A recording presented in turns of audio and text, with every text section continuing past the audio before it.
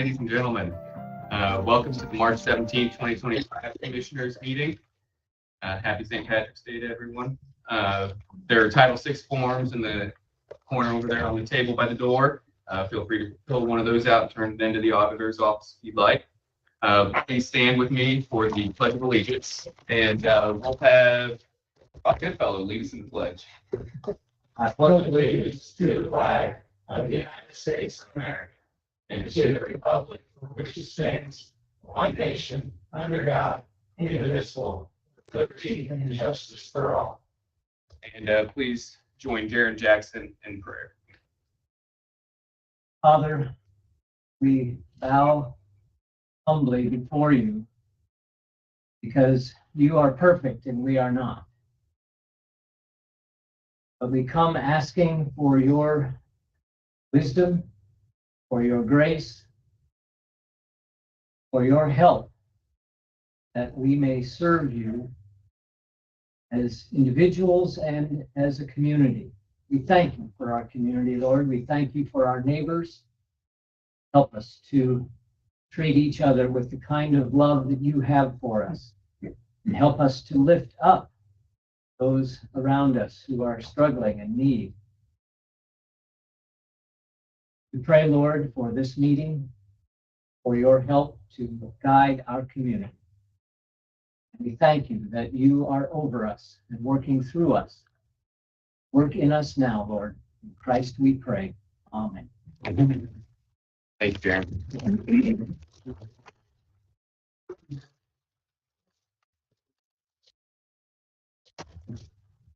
Okay, we will start first with the March 3rd minutes. You guys have an opportunity to review the minutes. I did. Do you have any additions or corrections that you would like to see made? Not at this time. I'm looking at the minutes. All right, we have a motion. A second. All those in favor say aye. Aye. Those opposed? March 3rd minutes are approved. Moving on to the March 7th executive session minutes. You guys have an opportunity to look at those. Yes, and I make a motion to approve this. I'll second. All right, those in favor say aye. Aye. Those opposed? March 7th minutes are approved.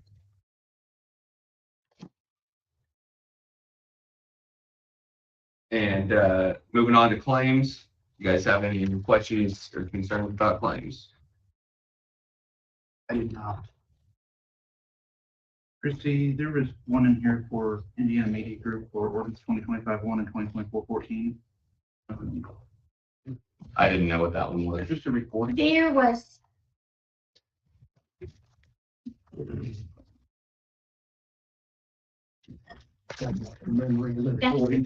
no, it's putting it, it's advertising, they're putting it in the newspaper. Putting it out. Okay. Mhm.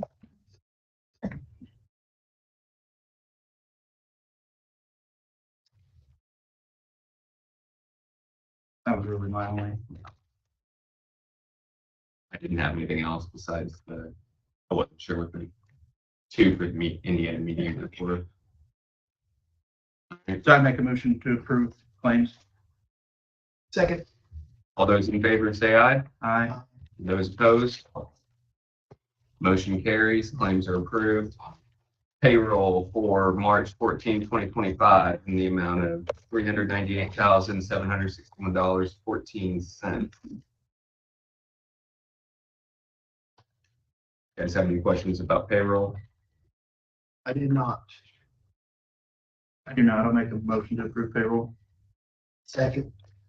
All those in favor say aye. Aye. Those opposed? Payroll is approved.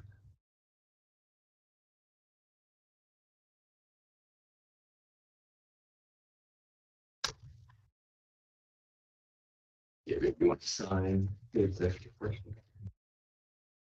And that done, Christie, for me if you could. All right, we will open the fuel and stone bids at 9, so we have a little bit on that. Moving on to Sheriff Bill Myros. Good morning. Morning, sir. Couple of things here. First of all, coming for you to ask for our annual road closure. County Road 250 West between West Base Road and Vandalia Road. We sent in a letter earlier this month to all the area residents, probably never going to be here this morning, to ask for that closure. I haven't heard anything back from my end. And again, this is annual training required, 8 hours minimum every year. We have 2 certified instructors. We open it up to the county, to the marshals, the city of Greensburg, volunteer fire departments. So again, we're asking for that closure between May 29th and June 9th. Can you just explain a little bit for both of these guys what EVOC is? And Again, it's emergency vehicle operations.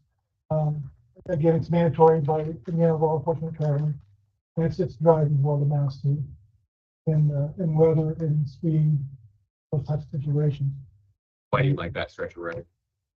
Because It's a road to nowhere. Yes. thank you very much, yeah. It's not a heavily used road for the most part. Farmers at that point, crops should be in the ground at that point. So it's not a heavily used road, but it's conducive to what we want to do.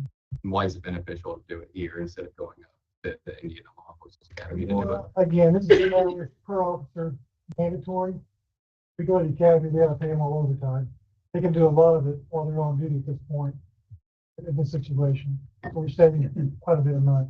So that May 29th, June 9th, it's not closed that whole time. It's Yeah. closed sporadically, or it is? Yeah, we'll be closed the whole time. Okay. all right. Because again, volunteer fire departments, EMS, they're all welcome to go out and own their smoke. All right, very good.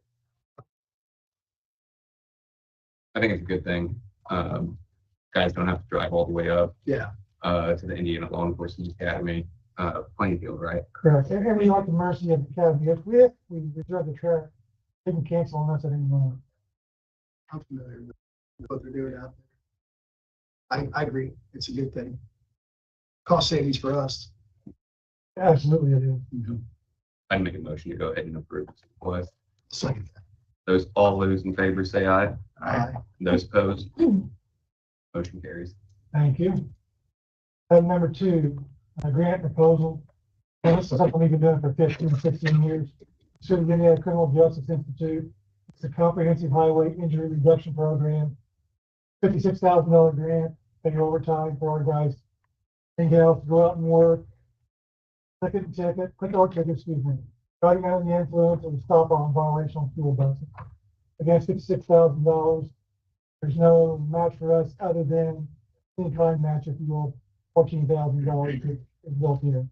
So it's not going to cost us anything. Again, this pays double time for the grant. But like I said, it's extending for our guys to go out and get a little bit. I think it's a great program. Make a motion to approve that. I'll second Cody. All those in favor say aye. Aye. Those opposed? Motion carries. And just some information real quick. We have all switched over to the new gas cards at the county highway. Simply because of 2 reasons. We were using our Rex account previously. With Enterprise, being our supplier of vehicles, they requested that we also use the Rex so they can track mileage and such. And frankly, to go with that, gas price as it is right now, we're saving money over the ag price that's built into the contract. So just information, we are not using the pumps as of yet. We do have the cards in case we need to as a backup. We're not using them. And the advantage of your WEX is you can use those statewide. Correct. I know we talked about that a little bit. So Correct. having Yeah, well, there is an app. You can actually run the app and see where gas is cheapest in your area at the time. So it's not a large savings, it is one of the things. And I think that's the overarching goal of getting our county cars to go to the highway department most of the time. Keep it there. Right, If you guys are able to get it cheaper, that's Correct. the ultimate goal. right. Just information. Thank you very much. Thanks, Thank Derek. you. Doug Westerfeld, area plan.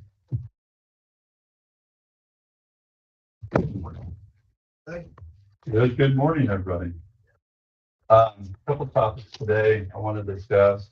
The first on the agenda is the Blight Project, which is also known as the Decatur County Revitalization Project. We're meeting every 2 weeks, and we're presently in the middle of writing 2 ordinances. fines and fees ordinance is pretty much completed, and we'll be bringing that for a reading here soon. And then we're rewriting the unsafe ordinance, the unsafe building ordinance, to encompass the unsafe building ordinance and the nuisance ordinance. We're mirroring the Jennings County project, their revitalization or blight, they call it blight project. And we're mirroring their ordinance to give specific detail and empowerment to the area plan office to get the work done on some of these properties. So I'm here as an update. Presently, those ordinances are not in place. We have sent letters to some property owners. So we will act under the present ordinances on those properties, which puts, we would come to you if there needs to be work to be done on those properties if we do not get a response from those property owners. So that was kind of the update I wanted to bring to you on the blight project. Are the letters that you've sent out, I think there were one or two that were still outstanding from your predecessor. Are those letters that you've sent out now for those prior concerns? Yeah.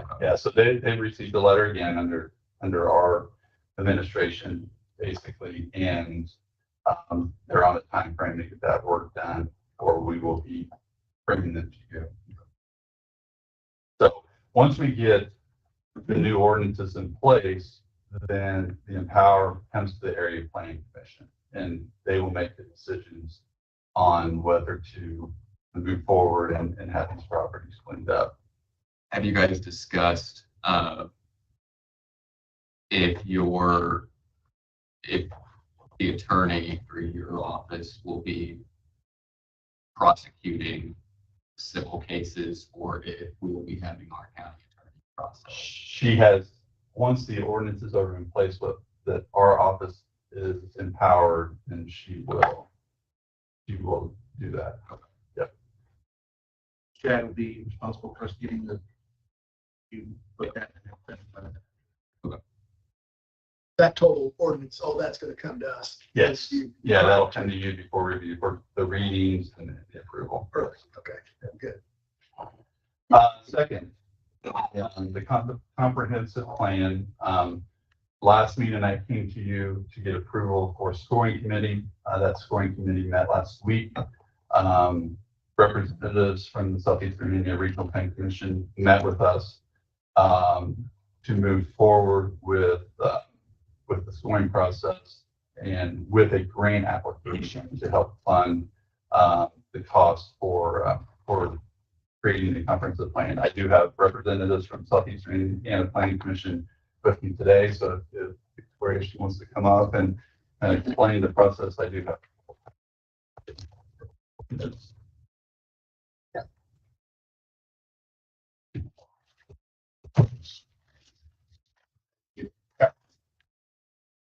Good morning, I'm Victoria Becker, and this is Kylie Sparks. We're with the Regional Planning Commission and Versailles, and just wanted to talk a little bit about a grant opportunity for the comprehensive plan. So the Office of Community and Rural Affairs, or OCRA, offers a $60,000 grant for counties to apply for comprehensive plans. There is a 10% match, but usually with county comprehensive plans, you're looking at more than $60,000, so you're going to be good with the match there, but it helps pay a little bit down on the cost for the engineer to do the plan. So we've prepared this timeline. They do offer this grant opportunity every quarter, and we felt that Q3 would probably be the best timing wise, so that we can have some public engagement meetings and get good public input surveys out there. And we'll try to time those and scatter those throughout the county so we can really get resident feedback on that. So I don't know if anybody has any questions. I know I went to the CRC meeting. Yeah. We were talking about, because we did the pass-through grant for the YMCA route, that we already did a income survey. Yeah. So we're eligible for this grant because we've already Correct. Yeah. completed what we need to do on our end. Yep. So once you do an income survey, those are good for 5 years from the date that the first mailing happened. So it sounds like you're only like a couple years in. Right. There. So definitely want to use that, because you do have to be 51% or more low to moderate income. So that's That was a benefit Yeah. for us, at that YMCA. Yeah.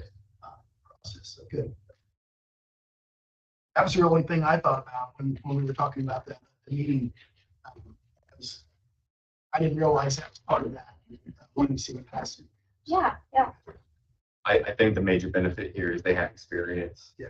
Sophie has experience in dealing with comprehensive plans in this aspect, as well as the potential to get the Oprah grant.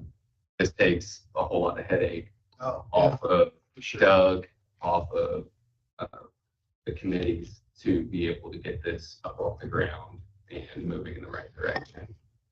So I think this is a huge benefit to work with them. Yeah, absolutely. Do we have to make a motion to approve this? I make a motion to approve this comprehensive plan timeline and the grant process. Yeah, I second. All right, all those in favor say aye. Those opposed? Carries. Thank you. Yep. So just a little bit of the timeline here just for the general public. It looks like we're going to be doing the initial publication for an engineering procurement estimated date, May 6th of 25, and completion of the comprehensive plan by November of 2026 is our target completion date. And so once we get the engineering firm secure, then we will have additional committees for public engagement. Just wanted to give you guys that extra information there on our timeline. Thank you. Looks good. Thanks, Doug.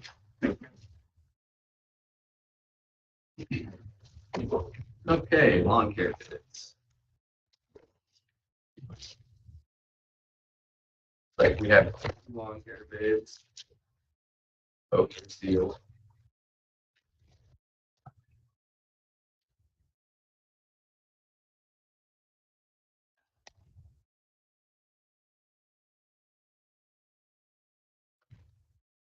The first one is from Tommy's Lawn Care out of Osgood, Indiana. There is a certificate of liability insurance here. Looks like his bid for each mowing is $130. Spring fertilizer is $253.64. The spring weed program is $227.34. Crabgrass control, $232.21. Fall fertilizer weed program is $244.02. And the landscape flower bed grass removal is $357. There's a total at the bottom of $2,185.39. What's that total? Not entirely. If you don't know how many mows you're gonna. Yep, I'm not entirely sure. That's just a number at the bottom. All right, just checking.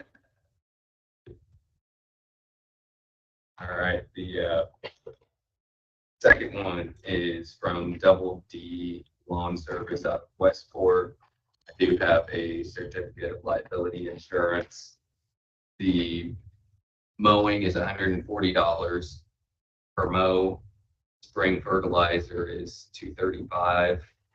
Spring weed is $240. Crabgrass control is $250.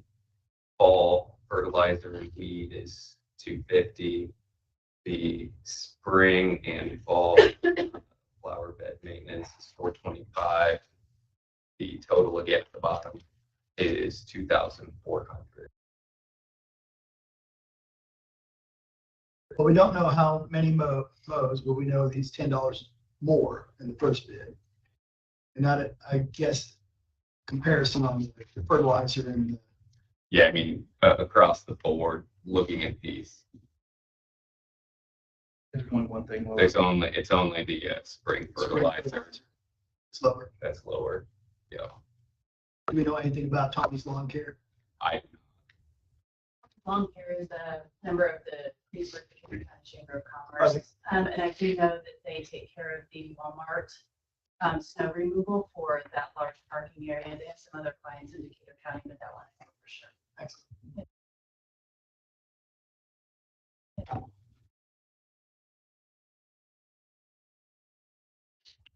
Which pleasure, we can either look over them a little bit more, or we can go ahead and make a decision today. Looking at the numbers, I mean, for me, Tommy's Lawn Care comes in cheaper. And we're talking courthouse only. I say let's make a move to do it. Go take care of. We're gonna wait another month. It's gonna be too late. I'd make a motion to go forward with Tom's Lawn Care. Second that. All those in favor say aye. Aye. Those opposed? Motion carries. Tommy's Lawn Care wins the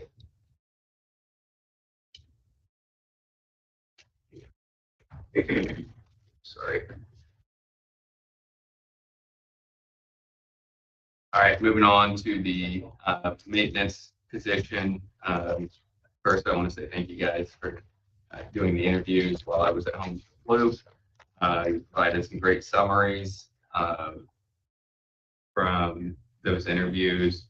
My preference would be having a discussion today without naming names because it sounded like We had the really good at the candidates still had some concerns about salary.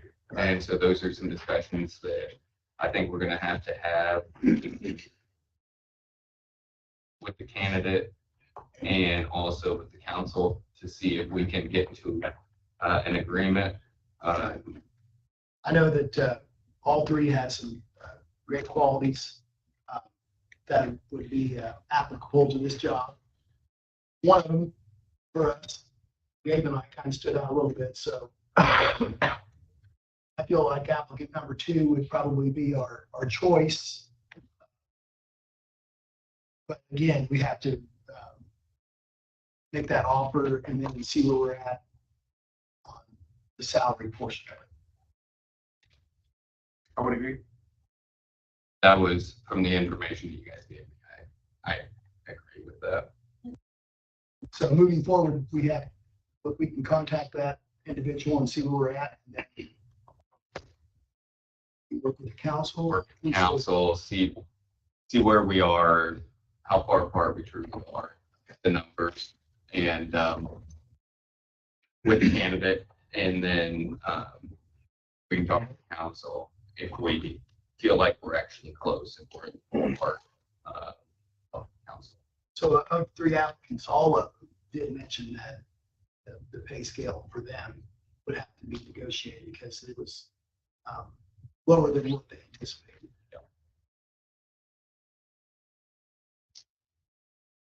Okay. Do we need a motion to give this job? Yeah, offer? we can go ahead and get a motion. I believe that's what we need to do. I make a motion to give the job offer for the maintenance position to applicant number 2. I'll second. All those in favor say aye. Aye. Those opposed? And I can reach out, give them a call and see where we are.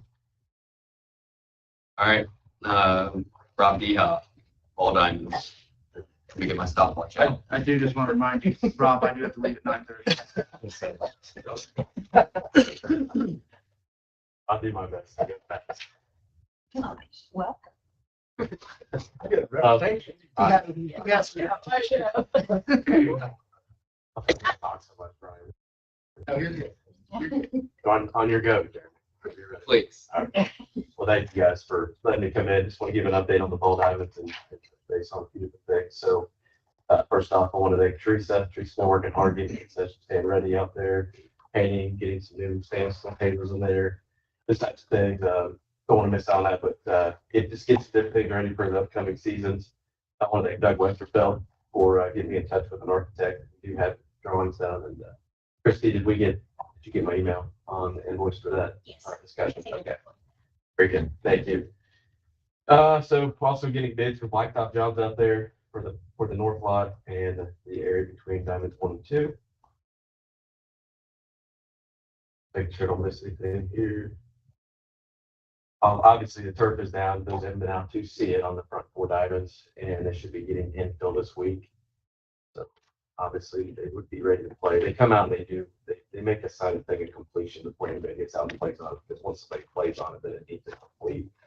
So we're trying to make sure that nobody's actually on that surface. And the fencing is up, no gates are in yet. You have camera wire being installed and stuff like that. So security cameras around the complex as well. To protect all those. So that's in that aspect. So we did have success with the contract for USSSA. For those that didn't know, they did agree to do a minimum of 15 tournaments a year for the next 5 years. So with on top of the 37 tournaments we already have confirmed, they did go ahead and do that. So we have a strong commitment from them. I did send you guys numbers. I mean, obviously, I was attempting over the last month and a half to obtain some other partners and, financing this. The discussion was turfing the back 4 in addition to the front 4 and trying to get additional partners in doing that. So I don't think, the discussion with the Community Foundation is over. I mean, obviously, they're interested in some other things and it did recommend us to go ahead and apply for their large grant, which I know Brian's not here. I don't think he walked in, but we're planning on doing that as well. But then, I mean, there's other opportunities as the year goes on, but visit with the city, obviously that wasn't successful. So just basically want to touch base with you guys, see what your thoughts are. We need to make a determination on what we're going to do with Impact 4, because we have to either touch up the dirt or make the move to continue with the turf strategically. I like diamonds. I think they look good. Yeah. Yeah, they should. I've ran into Brian a few times up there. Yeah. I think we need to do the back. It's unfortunate. I think the city did not get on board with the project because my view is that with the number of tournaments that are coming, there's been a misconception that we are just like a backup site. I keep hearing this Big around misconception. from different people that only if a certain place is not available to host do we get these tournaments, and that's not the case. We are one of many satellite locations for these tournaments, and the major benefit here is going to be from Greensburg proper. Restaurants, hotels, small businesses downtown. Which are all excited. And the benefit to our local community here is the condition of these diamonds for this project. They were rough. So our local kids are going to be getting diamonds that are in tip top shape. So I think that we need to move forward with this. I think this is a project that will economically help Decatur County, Greensburg, and our youth from our prior discussions about being able to help our youth programs with funding. I think that we need to move forward with it. I think that this facelift out of Ball Diamonds will have a very good impact for the community going forward.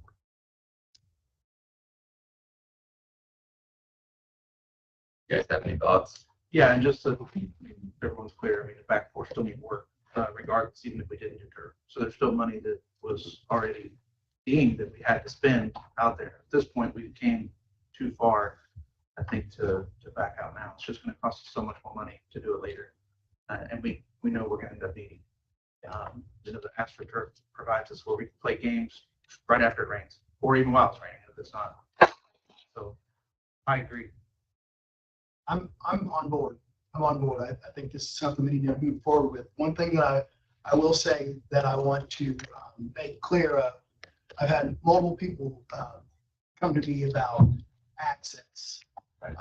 Some comments that I hear are, we're closing it, shutting it down. It's going to be a private facility and nobody has access to it. So what I want to see happen, and I know you and I've talked about this, is that we do have access for our residents, for our people that want to use it. Now, we've invested, what's the total amount here, 1.7 million? Depending where the final, like, estimates and everything's gonna be right around 1.8, 1.9. 1.8 Total, fully We funded. need to protect our investment. Right. We need to make sure that although we want access to it, we also want to protect it. Yeah. And I think about it, facilities like the Greensburg High School, they put turf down for their football field. They don't just let anybody go out there and But that play. field house too, right? Yeah, the field house, those kind of things. So although we have an investment in this, and we have, like Jeremy said, we've got a tip-top facility, we need to protect it and make sure that it's taken care of, but also have access to it. So I think our kids need to be able to get out there if they want to practice on it, play on it. Yeah. But schedule, and I think we talked about, scheduling that Right. or making it available. So that's important to me that we do have access to it. And I think through software or. Can I share, scheduling, can I share that with you guys? If Like, you've so, got a few minutes, just kind of sketching how we're gonna make that happen. so yeah, that obviously what Jeremy brought up and what you brought up are two of the biggest things I've heard. Right? So with what your concern is, Brian, I think we've made investments in software that allow us to schedule this online. All right. And the idea is it's going to be, first off, it's going to be a learning process. It's all new to all of us. Right. So ideally, the gates on the front door right now are being equipped with locks that can be access control. So if somebody reserves it, obviously we'd be able to set that time to unlock at those times if somebody wants to come in and use it. We're just asking if anybody wants to use it in the public. We're not locking it down to anybody. County residents will be allowed to use the facility if they reserve it online. But obviously, first priority is the recreational leagues. During their time, they have it. So if anybody wants to practice on those, guess what? You're shut out. And when you say recreational leagues, yes, who specifically are you talking? so we're working with the Decatur County Girls Softball League and Greensburg Youth Baseball. Okay. So they have the priority. They would have priority, correct, on those, yeah. They're through the week during their time, okay, which would be Monday through Thursday, and they would have practice time, and once their games start, they have the game time for that time. Typically during the day, nothing is used in, correct? So it would be those evenings, anywhere from the time frame from 5 to 9:30, they would have, nobody can use it after dark anyway, but they would have priority there. So yes, that's obviously they're not going to be locked out, you know what I mean? So, and in any other than those times, once we get into the fall, things like that, we could then obviously, as we get used to the software and the gates working, we'll know that. So then if we do all of them, that's how we want all of them. There's nothing ever been said that we want to lock anybody out. That's a perception. My perception is that, and it may have been confused with, if you go out there, if you paid attention over the last year or two, you could go out there in the fall and see that there are people from other counties, Indianapolis, practicing on our diamonds without any care or concern of repair for maintenance, because they know they can play on them for free. So ideally, the idea is, so if you're out of county, our software can set it up and then charge somebody that wants to practice there. And obviously it would charge them whatever that we determine what that fee is to come and practice. I think they need to be charged to practice on it if they do not live within this county. So it's set up, so they would put their address in.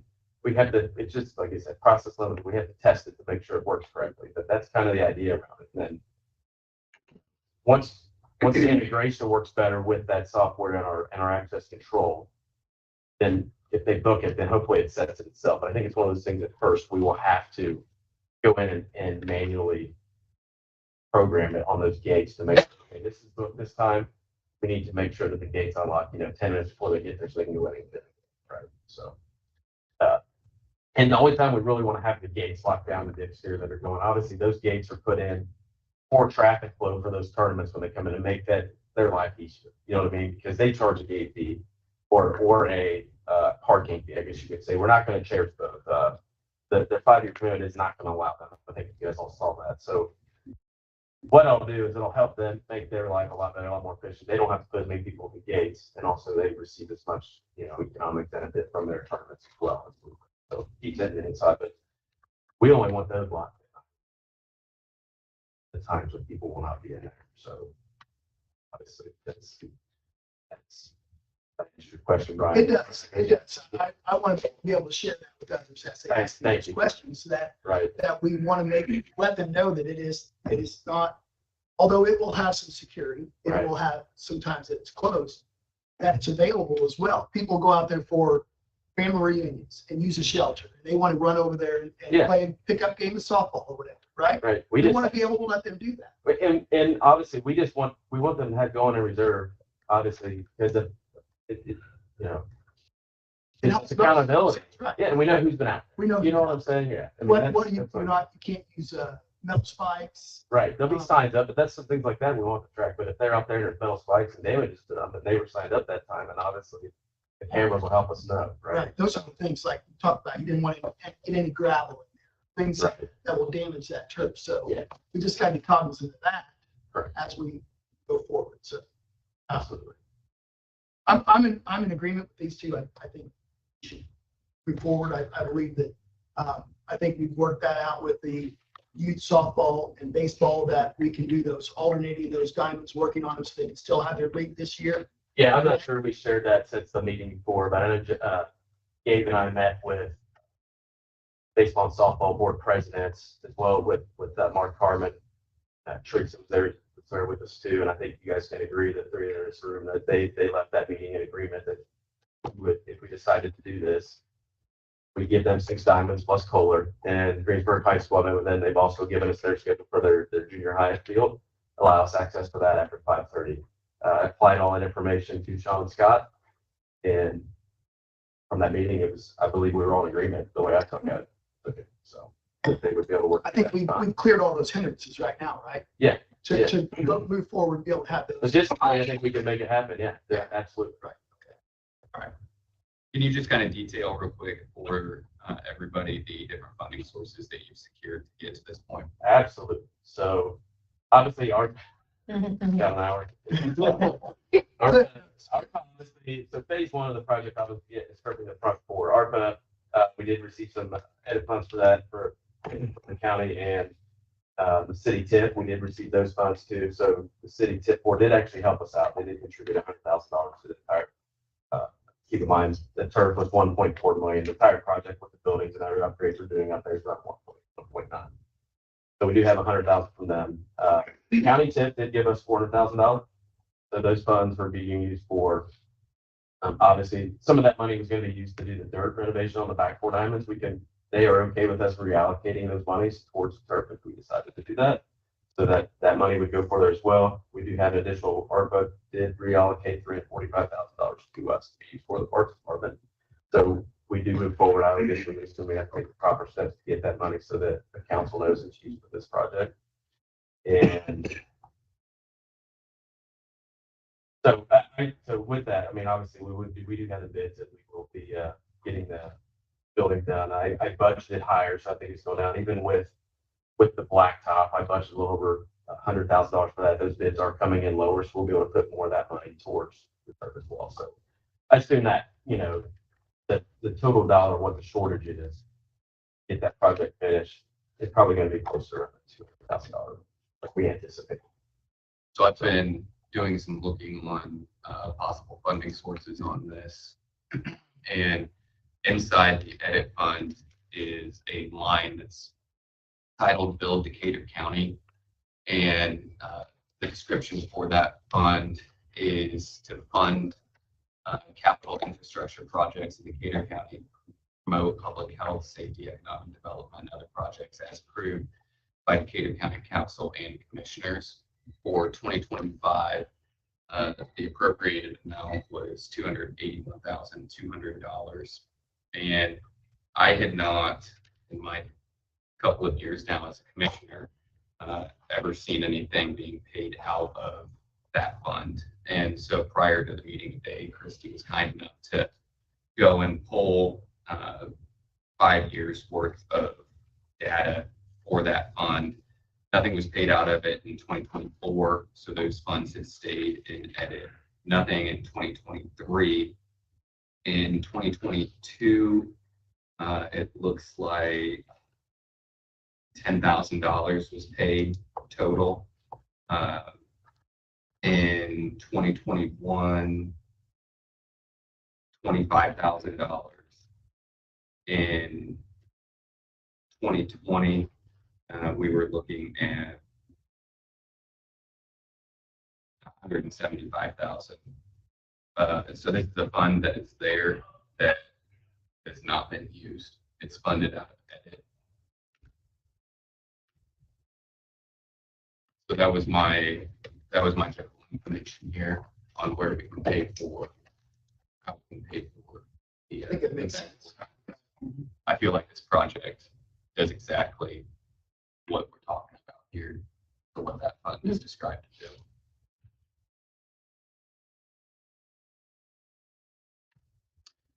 Yeah, I would make a motion to cover the shortfall. I know you're still working to try to secure some funds. But whatever that shortfall is, we know it's less than that. So I would make a motion that we cover the shortfall and move forward with the backboard. I'm gonna second that motion. All those in favor say aye. Aye. Those opposed?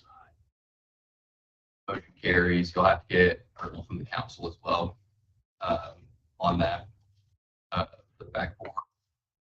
That's the way it's written in there for the Decatur County Fund. They just need approval, on the project itself, on those back four, and then we can use those funds.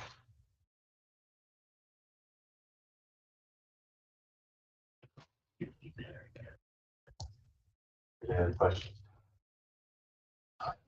Right now, no. I did want to bring you, so one last thing is you guys did receive, just make sure you did receive the A1A that I sent you from. All right. Okay, before you leave, Yes. thank you for all your hard work. Thank you. Teresa, thank you. Parks Department, Rob, both of you. This is the project well worth doing. So I just wanted, for me, thank you for all your hard work and working with this. I know you put a lot of effort into this, and it doesn't go unnoticed by me. So I just want to, I appreciate what you guys have done. So thank you. Yeah, I poked my head in the concession for the days. So it'll be good. Coming. I know you catch a lot of rain, you know, this is a hard project, but. Yeah. But I think overall, we want to partner with our youth. We want our county to be able to use this. We want our youth to be able to use this. We, again, as Jeremy said, we've got a great facility out there, and I do appreciate all the work. Yeah, so, yeah, thank you very much, Brian. And you guys know, so what I'm gonna do is just proceed with the plan. That being said, waiting on council approval, just at the middle two, so 6 and 7 be at the dirt, ready to go for play. Okay. Sound good? Thank you. Thank you. Appreciate it. Todd, Cal, you were well out of your usual position down here towards the bottom. I'm up. Yep, you were up, sir. I'm up. Decatur County Highway Department. Well, good morning, gentlemen. Report from the county is kind of the same as usual. We're kind of doing general maintenance, dirt patching, working on some of these roads that are actually blowing out. Doing a lot of grader patching, pothole filling, bushwhacking, trying to get the roads covered for the CCMG grant, get limbs back from the road, different types of things. Grading roads, bedding gravel, tree trimming. We did send, DNR reached out to Decatur County, and they have in the past 5 years, 6 years since I've been in the county about cutter training. Cutter training is where we go down to Emeryville to the state park, and they actually teach us how to properly draw a tree. Most of our work is normally storm damage. A tree falls, snags another tree, you got one pinned down, and they show us how to relax it, how to make the proper cuts. So it's great training. So I sent 4 guys for cutter 3. So they've already been through 1 and 2. Then I sent 2 guys down for cutter 1. I've attended this myself. Coming from the sawmill business, I thought it was a very good course, especially for the guys. You find out who's comfortable, who's not comfortable. You got a 50-foot tree, and you know it's 16 inches around, and you're trying to put a saw, because they teach a bore cut. They teach that this class is a required class for any tree trimmer, trimming trees or cutting trees in Decatur County, going on state inventory. So we're amongst we're amongst all the loggers of Indiana all over. So we did that. I did send an email out to you guys. I wanted to announce to the public that Decatur County and the town of Millhausen did get approved for the CCMG 2025-1. We helped Millhouse put their application together. They also got approved. So that's kind of exciting. Other than that, I don't have anything else reported. You gentlemen have anything for me? Oh, we did get the guardrail, 400, 700. I know Tim has been working on layout for that intersection. I would recommend if we take care of, there's a couple intersections that need repaired. That we take care of the one that's West of that. yeah, and next to that. It's Northeast Stadium. Northeast Stadium, 400 where it is all. Yes, Right. yeah. Carl Geist's house. Yeah. I would suggest that we do not go after a grant for that.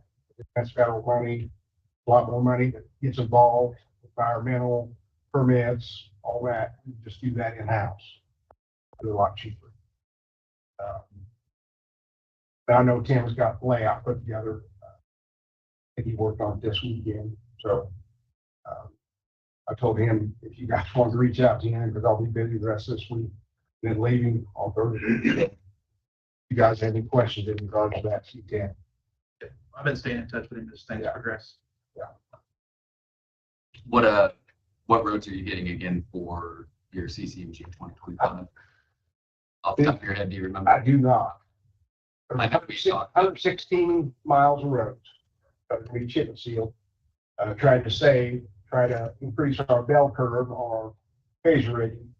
But yeah, they're all over the county. All 4 quadrants. I submitted four projects. 2 on one application, 2 on another application.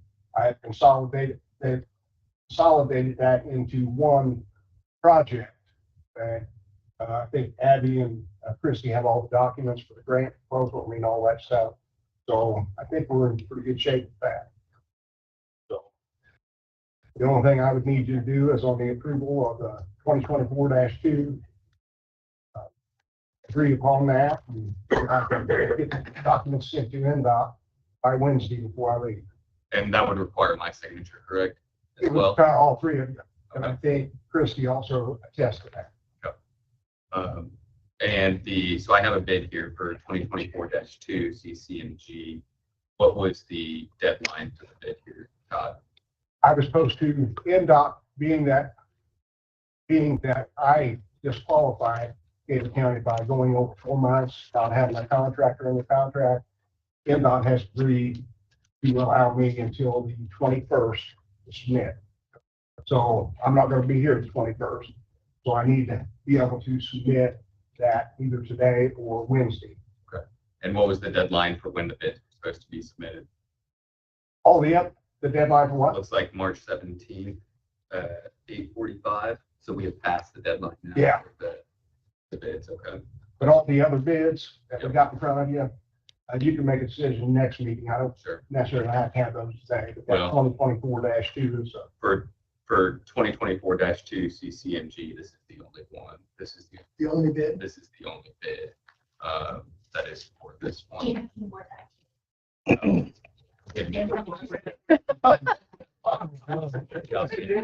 Yeah.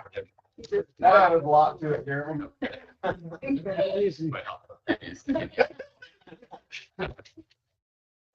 I can tell there's at least. Thanks, Laura.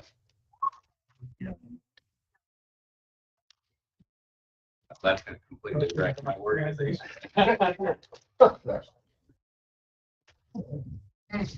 you.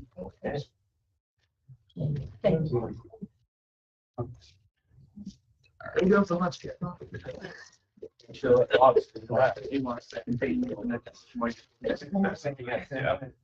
While I sort, we'll come back to this. While I sort, we can go ahead and do the court services grant request. Can Patty sort those while you're doing that? I mean, if you want, it makes it easier for you. I'm here to get your guys' support and approval in regards to our grants that we do for you to fund our department. Court services received 2 separate grants. One is from DOC, the Department of Corrections, and that is for probation and community correction salaries. That amount is $239,400 that we get from them every year. And then we also get another grant, and we apply for another grant, and we've been awarded it every year for the past 2 years. It's an Indiana Office Court Services grant, and that amount is, we're requesting $120,275 on that one. Those are India grants. Yes, annual grants, they'll start January 1st, 2026, or until December 31st of 26. Right. We've received the DOC one since 2014, and then 17, it got an increase in 17, and then we've received the Office Court Services one for the past 2 years.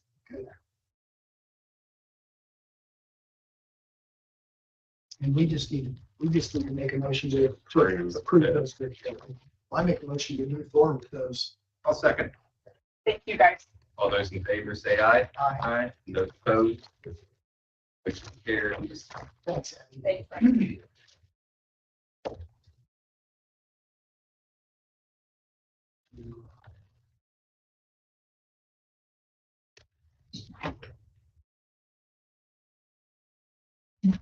Yeah. All right, we're gonna skip one up here. Paul Pank from Park of Decatur County.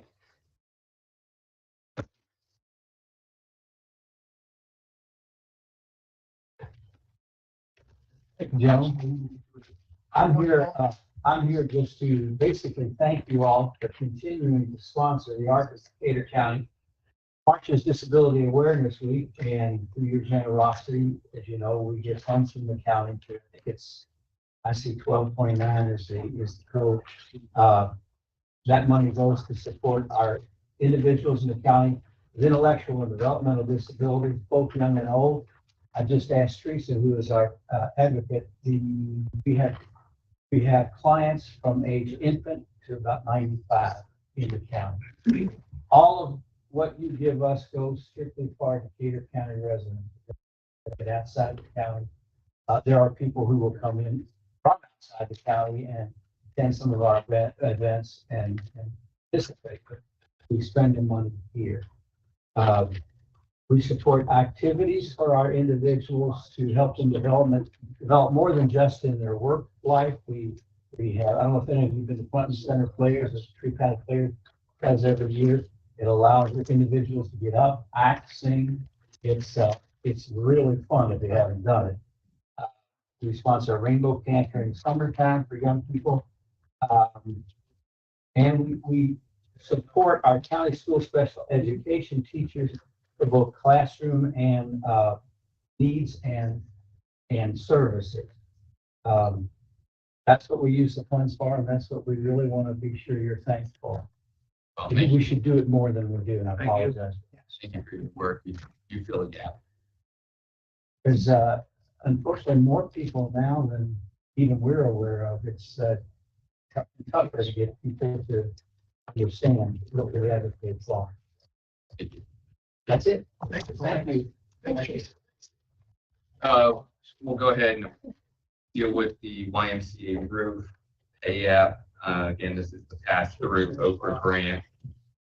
This pay application is for $31,008.71. Things are progressing out there. And so we just need approval for this pay app for the money to flow through to the YMCA to pay for some of the additional work that's been done. Oh, closer, we need to wrap it up, you know? See, it has-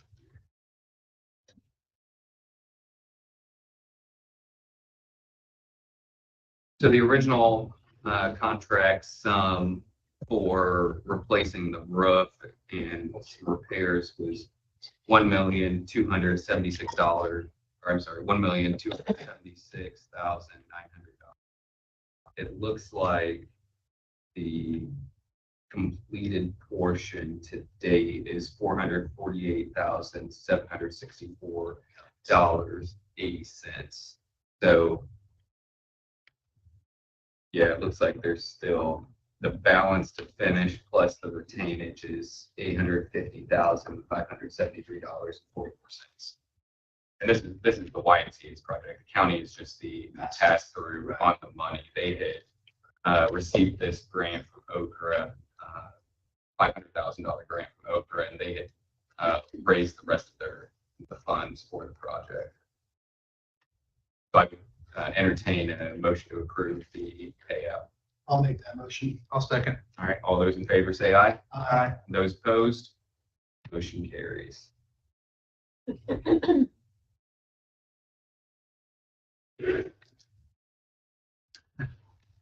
All right, let's jump back to Zach Hughes, tax sales, commissioner sales, SRI. Morning, gentlemen. Good morning, Sir. Thank you. Good morning. Thanks for having us. We're here to talk about commissioner sales, commissioner certificate sales specifically, but I'll touch on the alternative just as a pass over.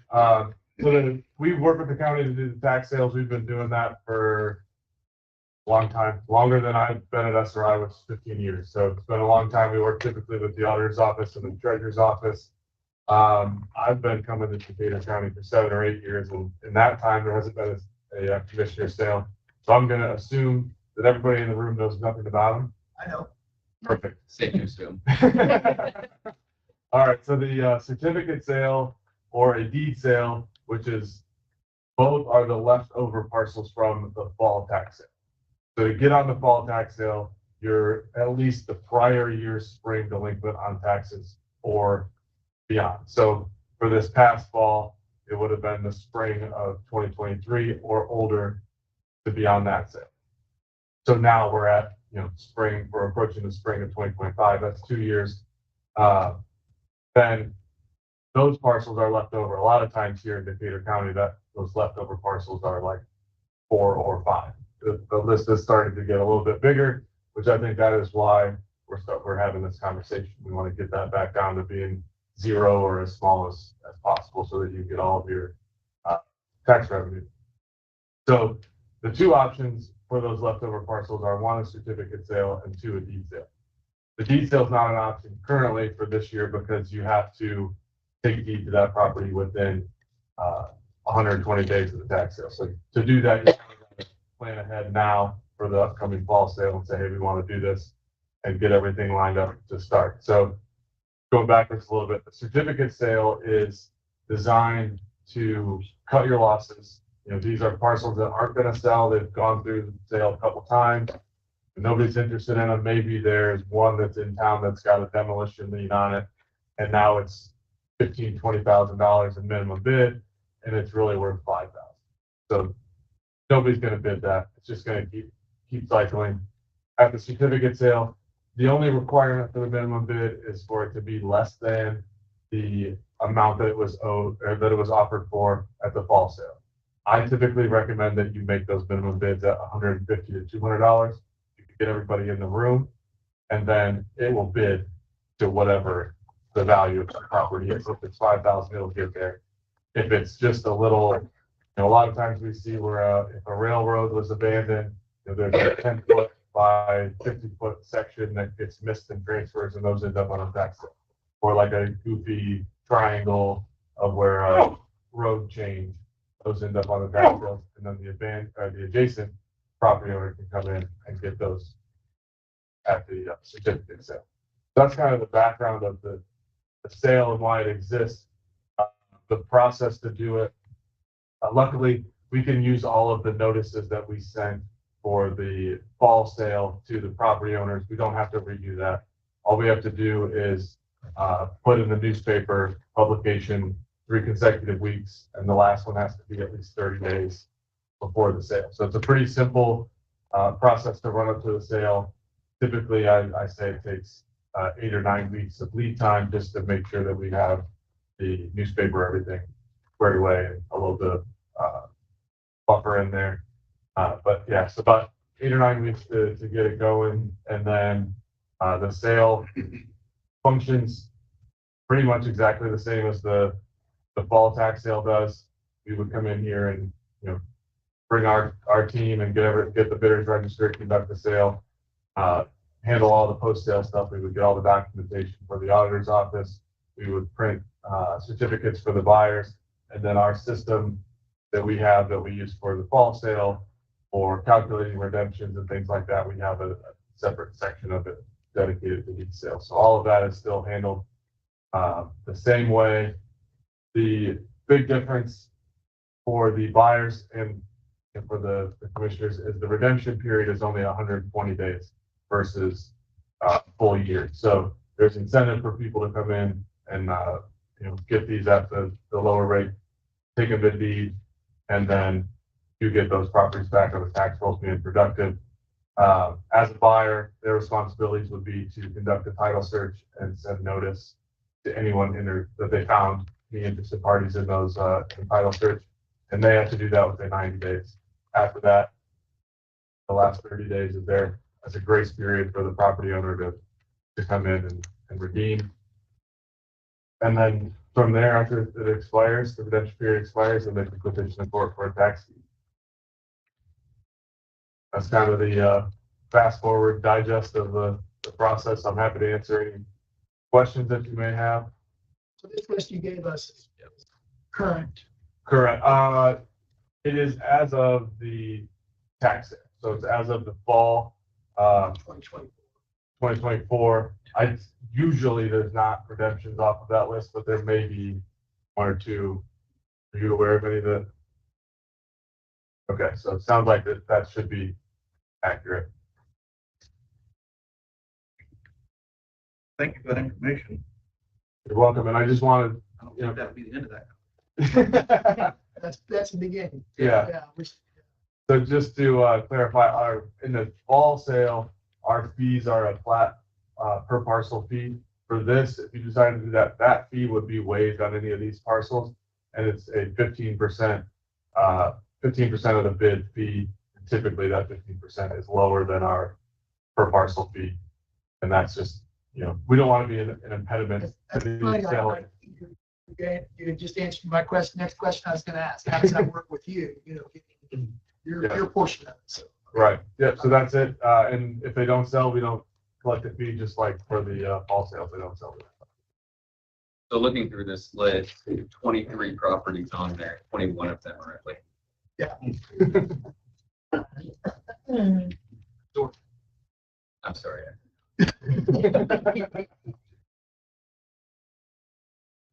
That's good. I think that correct me here if I'm wrong, but I think that kind of the impetus here for this discussion is part of the program. Yes. Yep.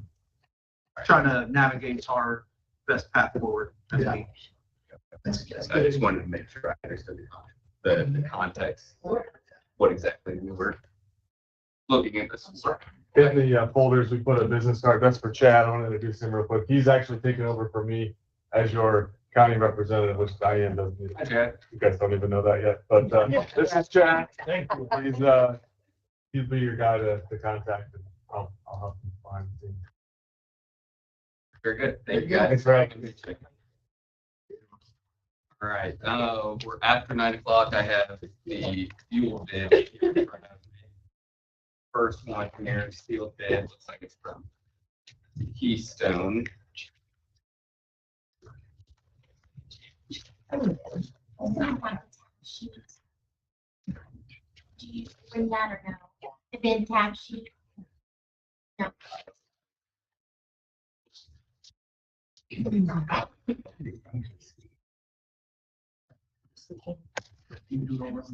Yeah. All right. Oh. Where's it all take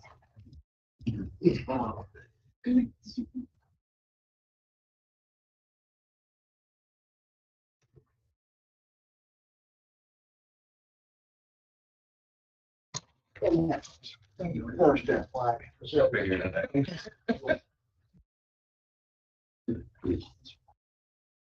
It's the service. This is fuel right here. Okay. Yeah. Those are on two. You got it. These are the two. Okay. You don't have any additional fuel down there, right? All right. So looking here at the Keystone bid, Keystone's out of Indianapolis, it looks like.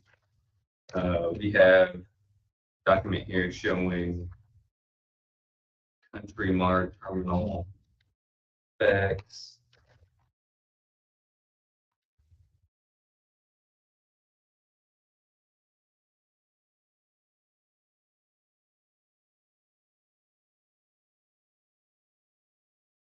All right.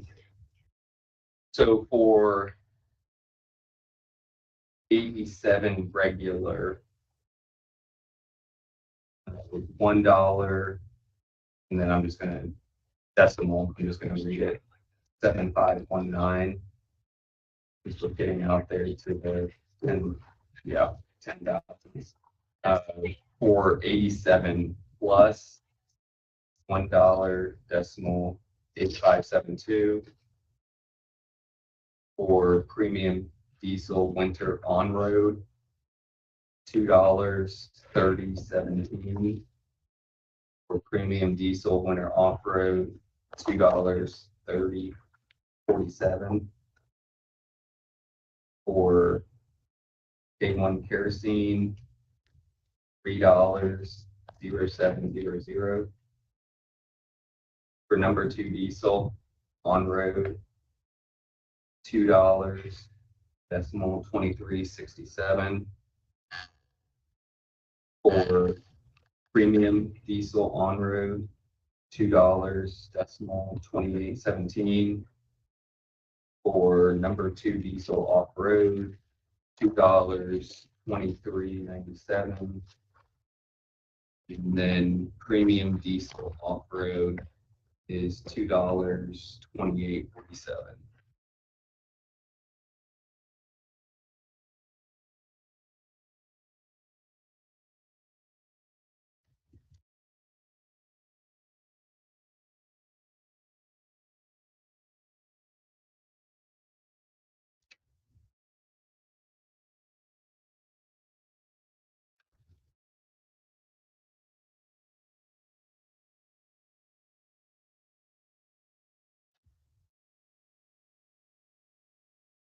Is there anything, Give me 1 sec. Scott, can you come here real quick? What is these numbers here? Then what is the difference on this from on this?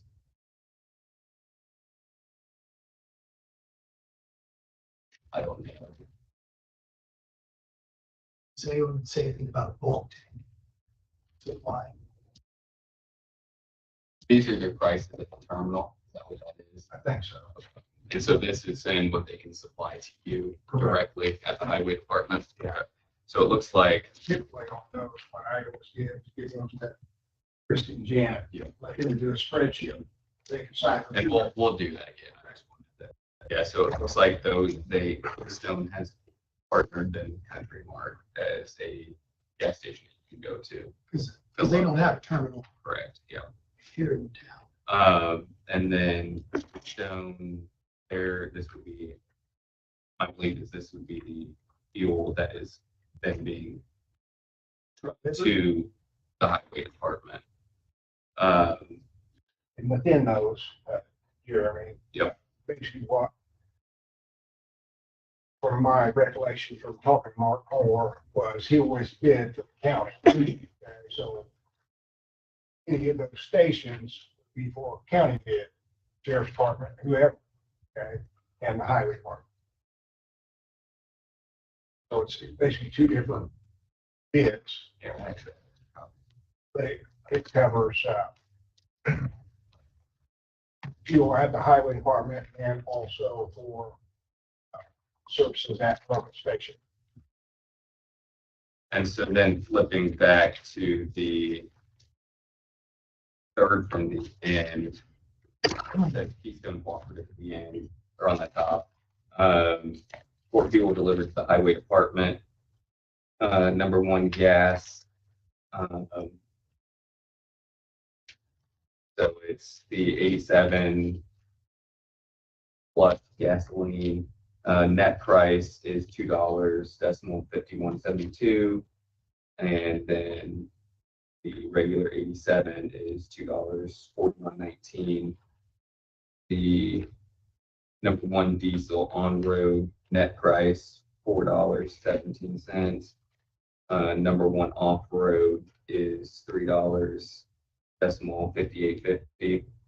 The number two diesel on-road is $3.1367.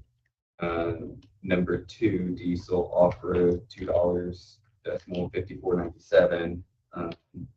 And then PDX premium diesel on-road, $3.1817.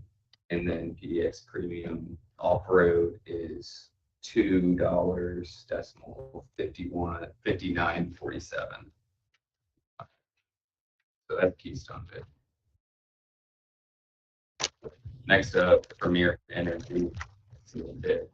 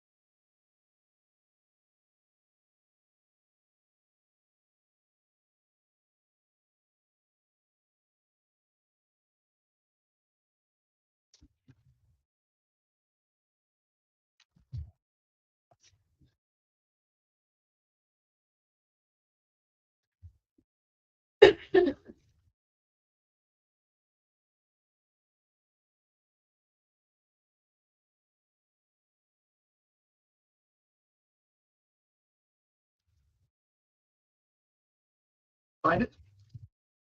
I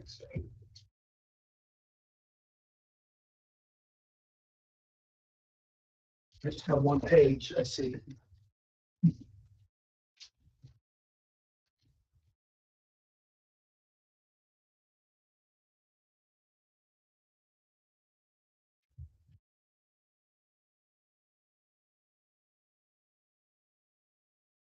All right.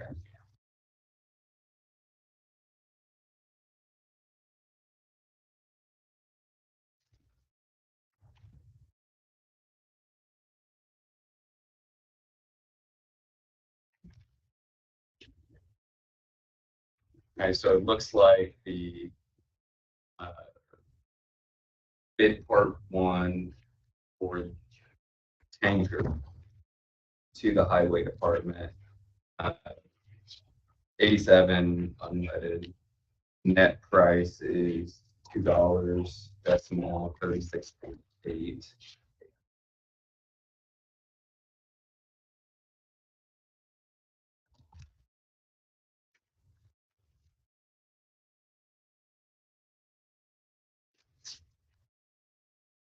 And then their automated station here in Greensburg for 87 unleaded is net price $2.65.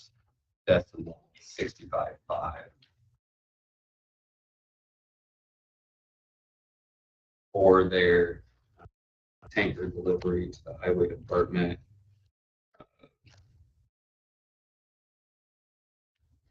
For diesel, we're looking at net price of $3.3341. For summer off-road diesel, $2.5431. Summer on-road, $3.1401. For winter off-road, $2.6602. For winter on-road, $3.576. Number two, summer off-road, net price $2.5881. For number two, summer on-road, $3.1851. For winter,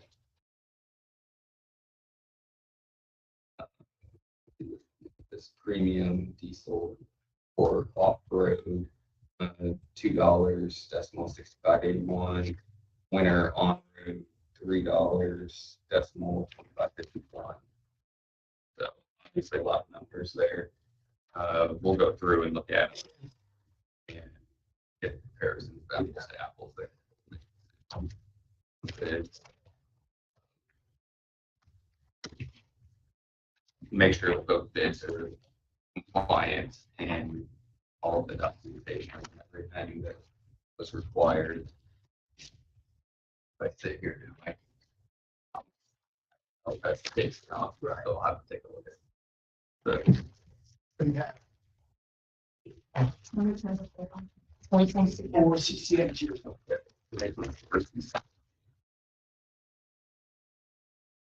Yeah, this is 2024-2.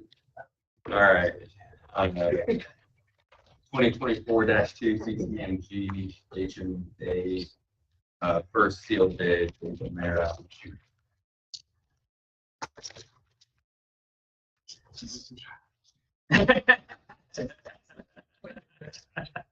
Security.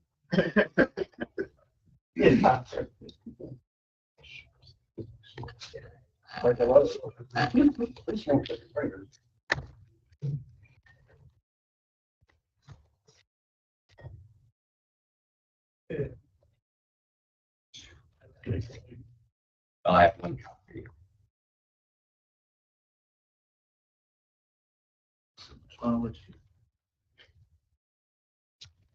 Who's from? This is Dave O'Mara.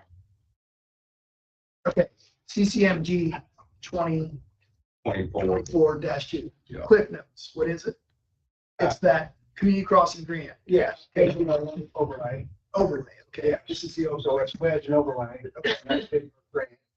That's the only one I need to execute a decision made. Today, All right. by Wednesday. At least I need you to sign the documents today at the meeting. But the latest I need is Wednesday. I need to have them by Wednesday morning, so I can put my submission. And all three of us need to sign. Yes.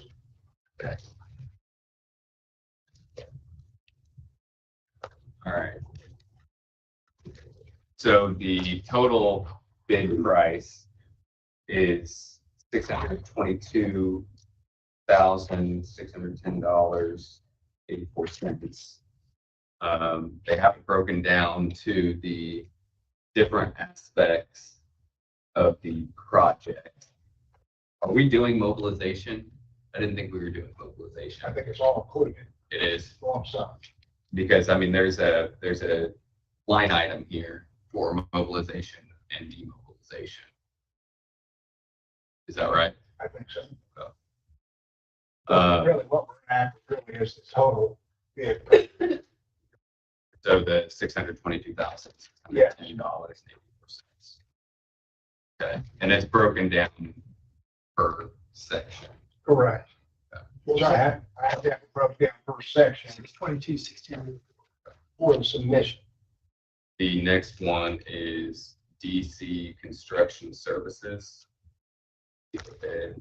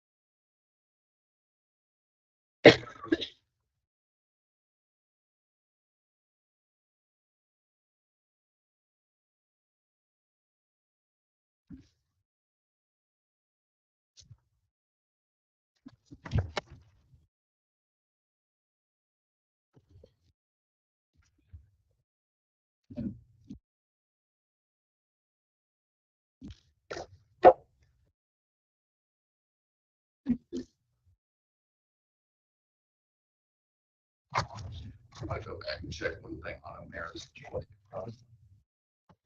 DC had the bond statement and the insurance included.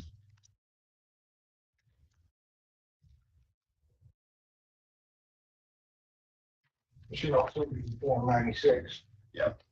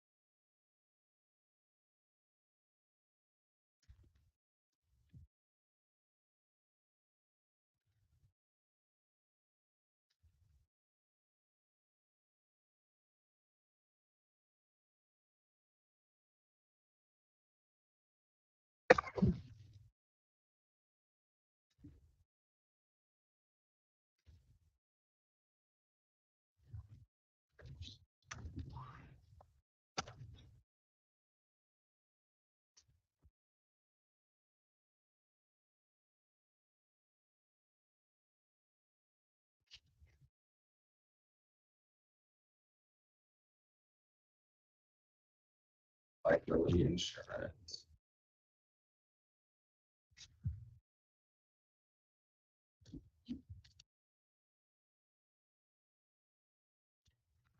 Okay, looks like Omera has everything in there. Moving back to DC.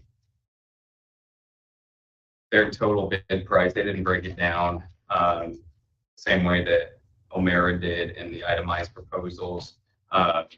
So they have it on the total bid sheet for what each, project costs, but they don't have it broken down for all the different aspects on the other bid sheets. Their total bid price is $778,530.74. You need me to repeat that? $778,530.74.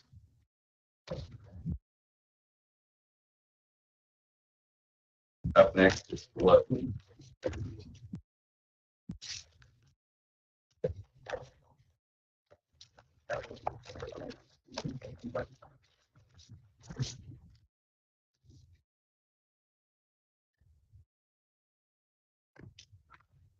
What's their total? $692,553.77.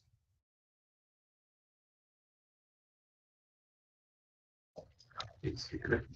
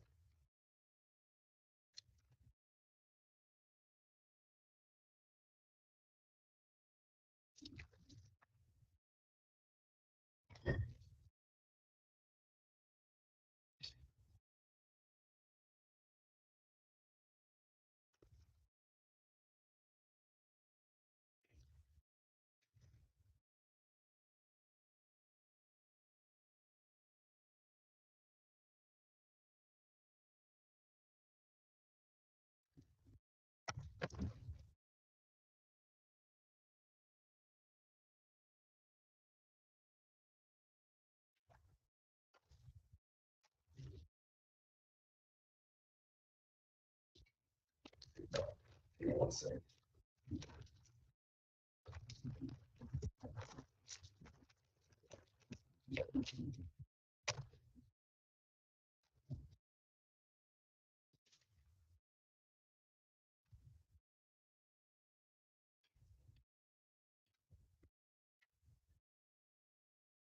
Hall Road. Mhm. We got one extra copy, which I don't need. Just told.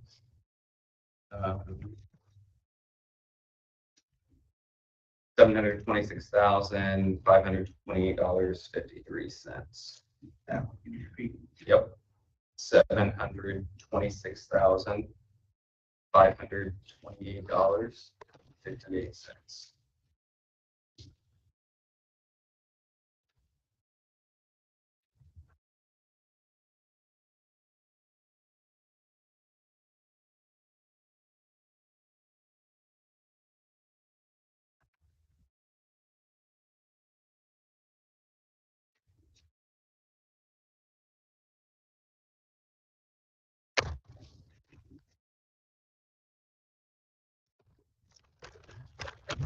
Last one is from Miles Fitton Contractors.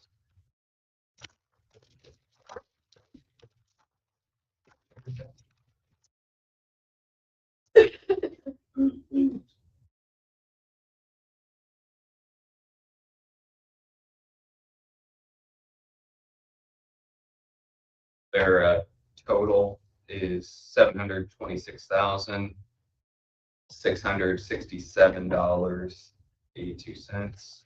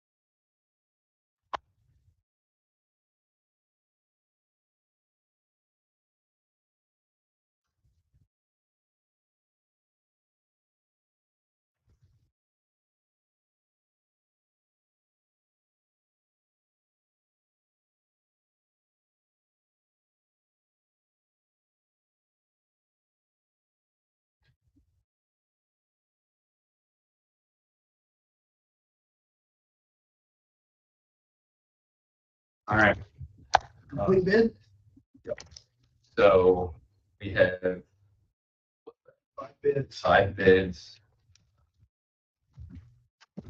The Bomera bid, I know is the cheapest, is $622,610.80.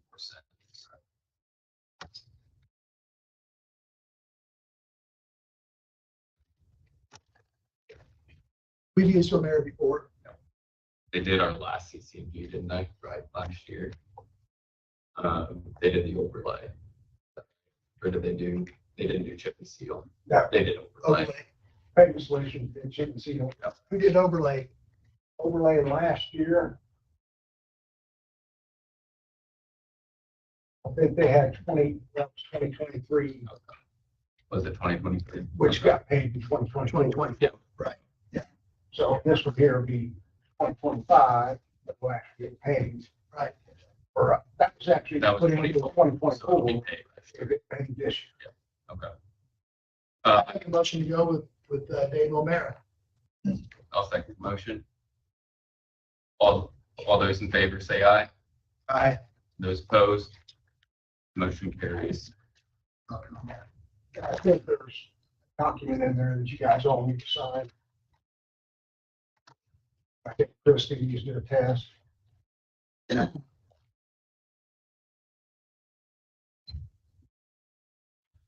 Okay.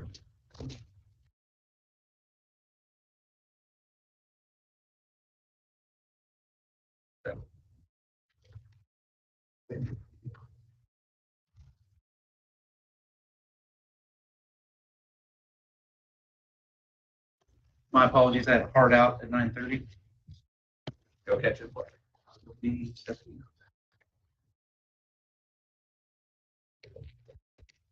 Thank you.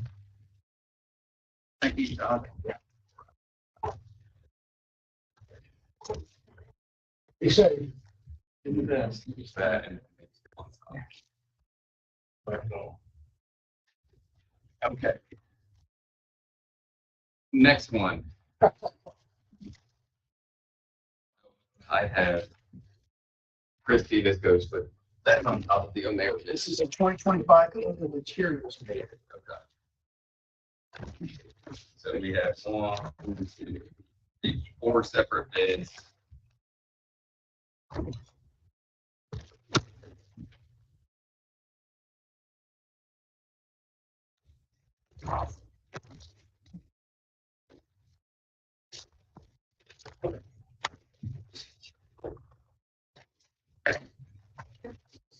This one says duplicate.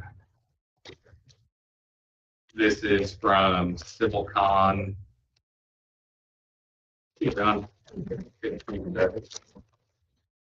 Civil Con of Jeffersonville, Indiana.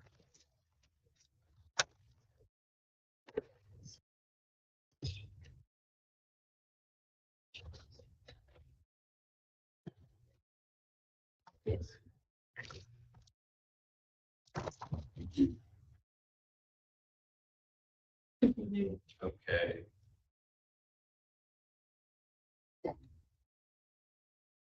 So alumni is type 2 corrugated steel pipe,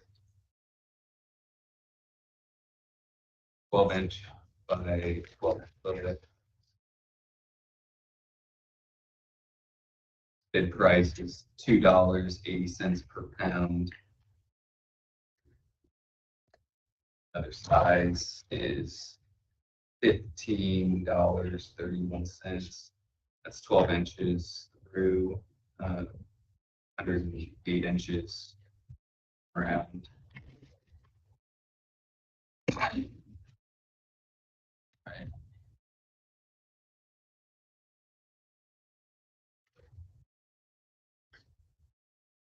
They bid hulk box shells, and there are more prices and like 20 pages of prices up there. Yeah. All different sizes. All different sizes. Round, but Bid aluminum structural plates.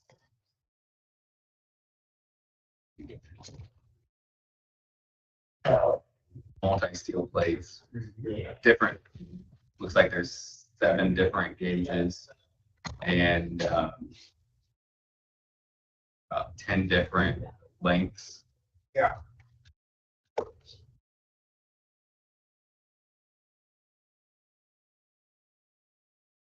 They bid plastic liner storm units.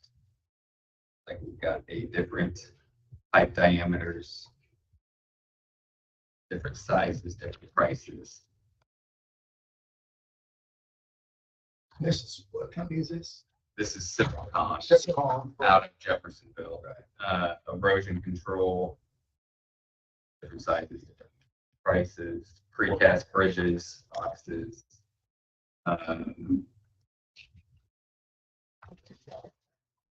Steel and concrete beams. Insurance was in here. Looks like we have everything there.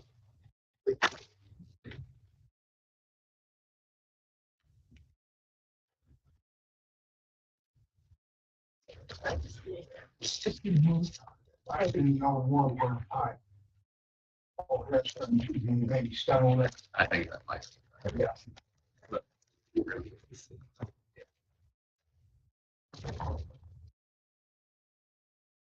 Yeah. What? Yeah. So the only bid for pipes, Civil Con was the only bid for different pipes and those types of supplies. We then have furnished and applied materials. This one is from Mara.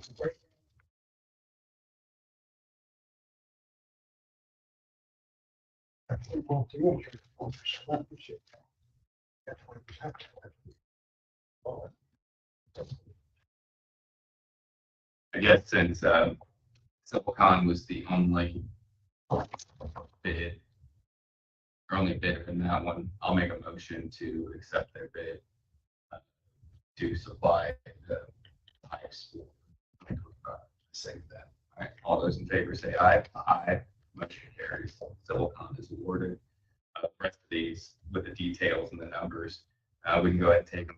Spreadsheets made for them, just like fuel bids, Brian. Okay. And then we can review them and we can make our Are decision. these all similar to those then? This is furnished and applied. Those are other.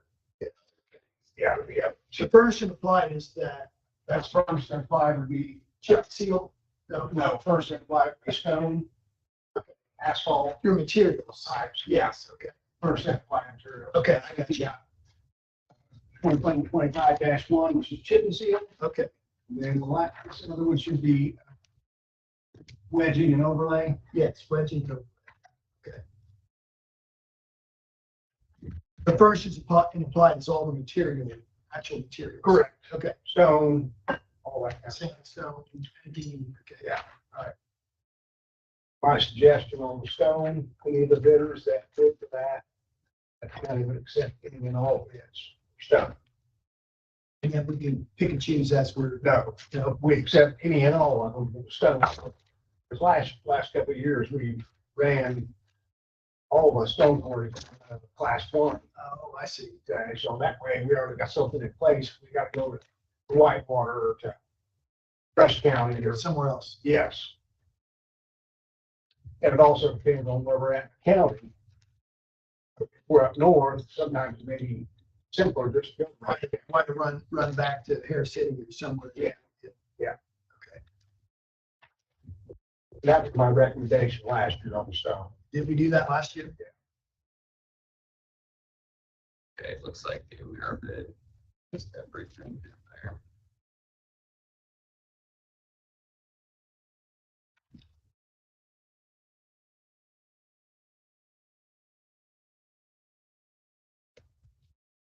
Who's that from? Jerry? O'Mara.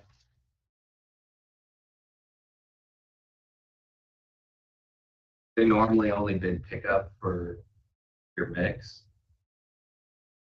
I'm sorry. Do they not bid your delivery on the different mix? Sometimes they don't want to. I didn't. Others.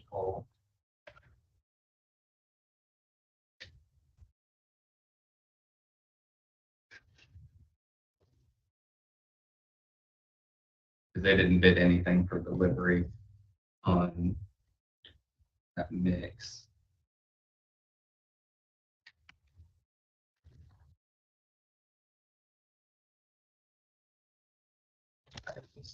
Like we've got everything in that.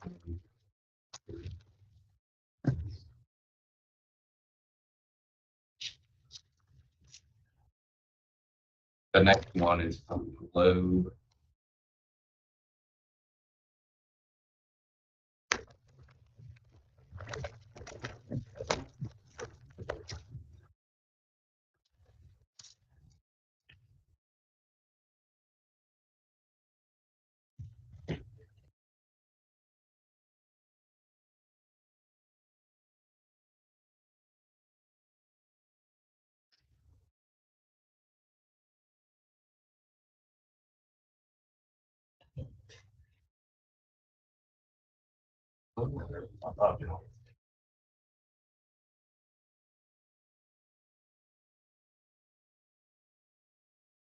So Globe bid both pickup and delivery.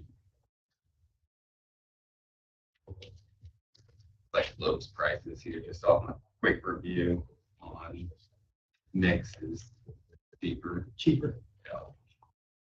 than what America was.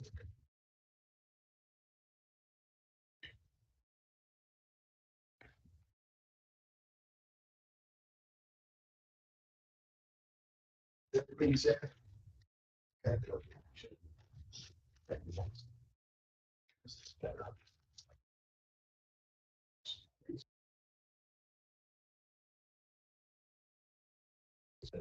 Hot mix angle.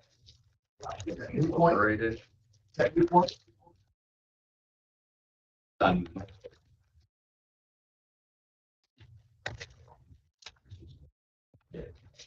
Done before.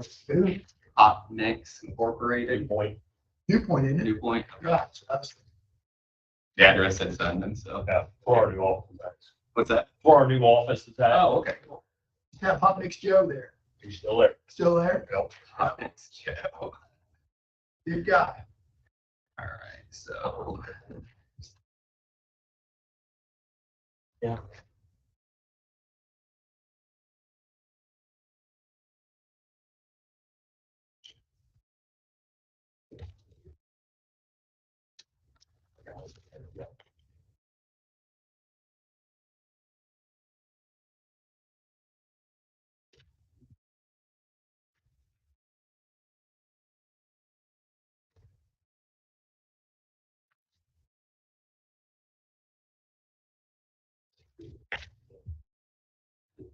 Yeah. Too close for me to make a call. I'm gonna have to bring. So we'll get them all in the spreadsheet That's what I need. and then we'll, there, that's too close for you. Three bids for that? Yeah, 3 bids, Okay. 4 bids. All right, what do we have next? We have. Yes. So what we'll do is we'll put everything in a spreadsheet so that it's easier to look at the numbers. And then we will vote on those bids at the next commissioners meeting. All right, 2025 annual HMA overlay.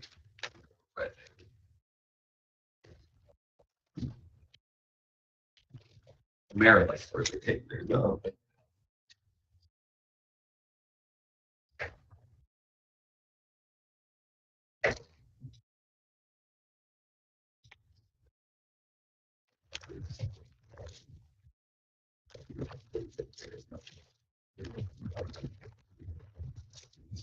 This is 2024 overlay. This 2025 HMA overlay wedging. This one is Dave O'Mara.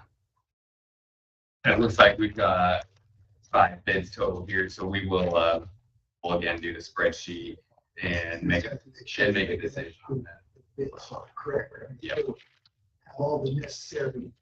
Can you go ahead and read the numbers? Is that any problem? For some of these, there's so darn many of them, but yeah, I can. Yeah, I can read them out for you. Yeah, Okay, I didn't figure those. let me take a look and we'll see what we got. Okay. I know on a couple of those, you wouldn't be here until Right. tonight.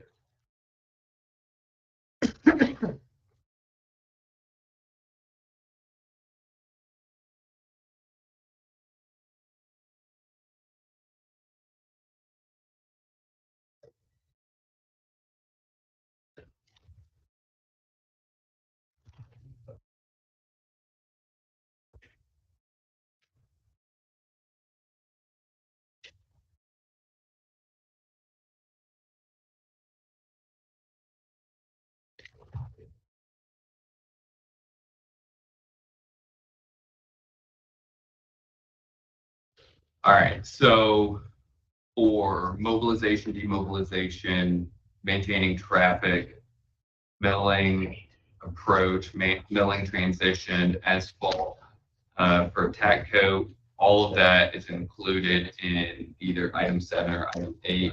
Item 7, HMA wedge and level. Type B, they are bidding at $100 per ton. For item 8, HMA type B, they are bidding at $150 per ton.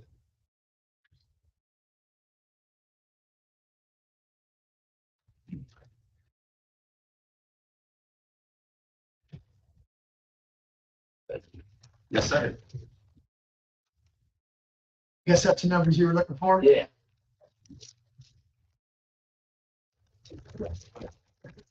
Two numbers is a heck of a lot better.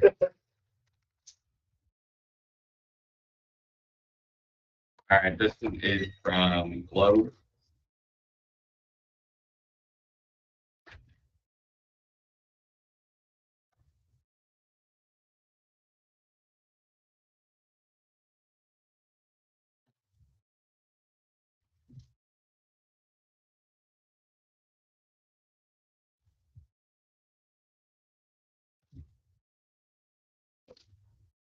They bid it the same as prices included, for 1 through 7 items. Their item 7, HMA wedge in level type B, is $96.50 per ton. Item 8 for HMA type B surface is $98.50 per ton.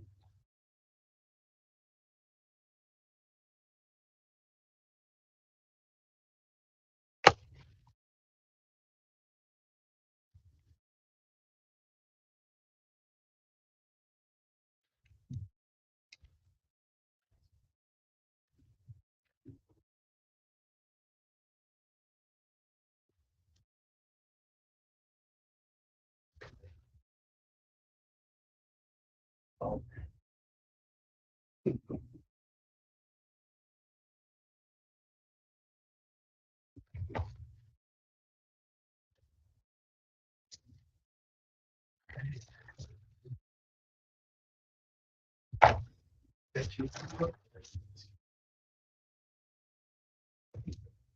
They're the same. No. This is bridge resurfacing. This is HMA's. Yeah, that's what you For did. both of those, for Yeah. lid, flow, and And they're- these are bridge resurfacing, bridge resurfacing. HMA overlay wedging. Who's that one from?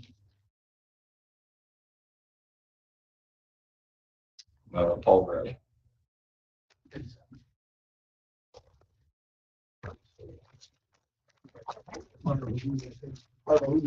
Jim? I'm sorry? Oh, Did I pronounce that right? Yeah.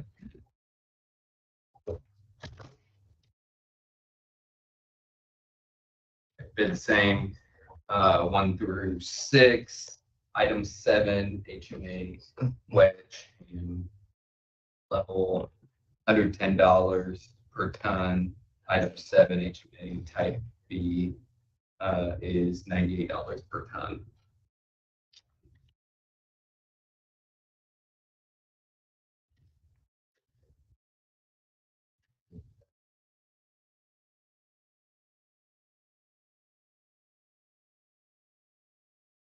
So it looks like they're 50 cents cheaper than Globe on item 8, but they are more expensive on item 7, and Globe was cheaper than O'Mara. Correct. On all three. What's the difference, Todd, on your type 7 A as far as like?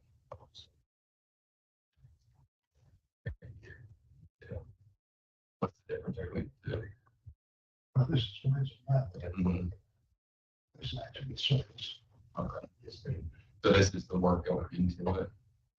Is this the work going into doing? Yeah, that's what is wedge. Mhm. Wedge and gets profile, Okay. and then they come by and lay the surface. What is the costlier part of the process? Most of the parts is probably depends on the roads. Okay. How bad it is, the road is totally shallow. They got to put might be a pretty good wedge. Wedge may be more than surface. Just depends.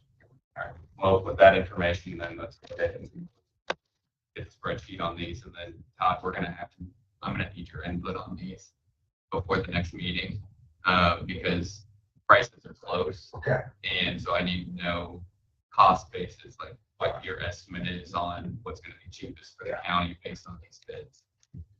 Because they're close enough that it could go one way or the other, Yeah. depending on what you're. I get a spreadsheet, which I'll be available Yeah. by email and text. County one of four bidders. We got them. All right, so this is 2025 annual HMA hatching, bridge research, skip paving, input. First one is Omero.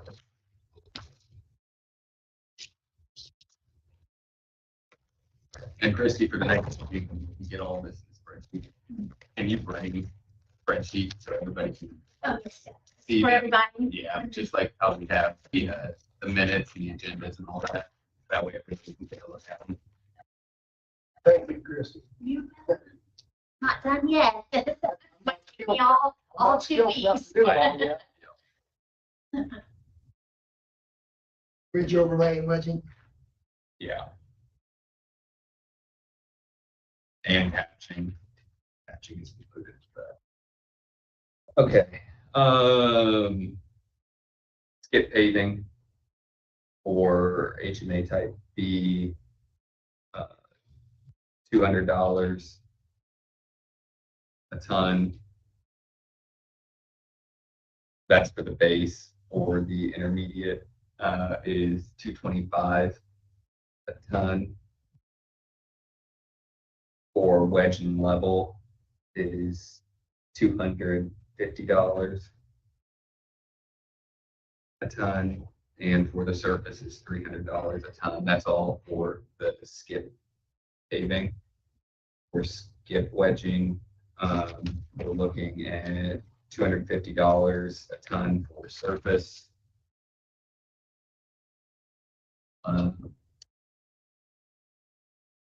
For bridge resurfacing, the milling for the approach is $25. When it says unit, what's SYS? Where you? Oh, thank you. For HMA wedge and level, it's $200 a ton for surface. For HMA type B surface, $300 a ton. For partial depth patching, milling, the asphalt removal there is $10 per yard. For the HMA patching, intermediate is $410 a ton. For the HMA patching surface is $150 a ton. For full depth patching, milling is $50 per yard. For the base, it's $250 a ton. For intermediate, it's $250 a ton. For full depth surface, it's $300 a ton. That was Omero.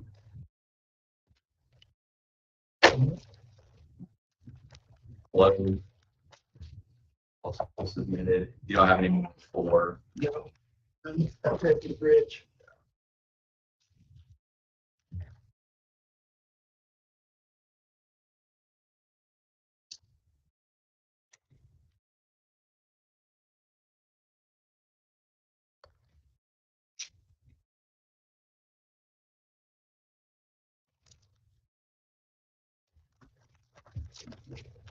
The next bid over the properties. Yes.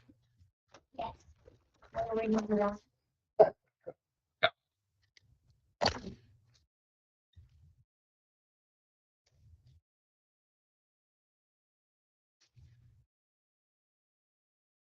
All right, skip paving, the base, $92 a ton. Who's that from? Jerry? This is Globe. Okay.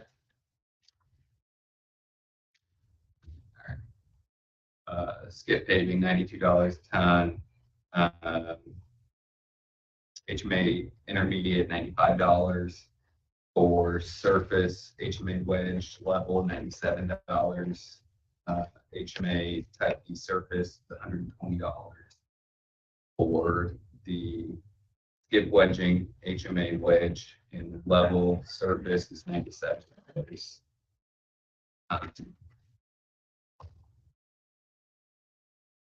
For bridge resurfacing, milling the asphalt approach, $12 a square yard.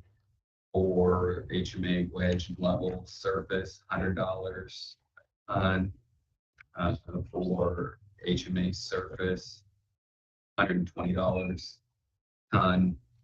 For partial depth patching, milling, asphalt removal is $75 a square yard.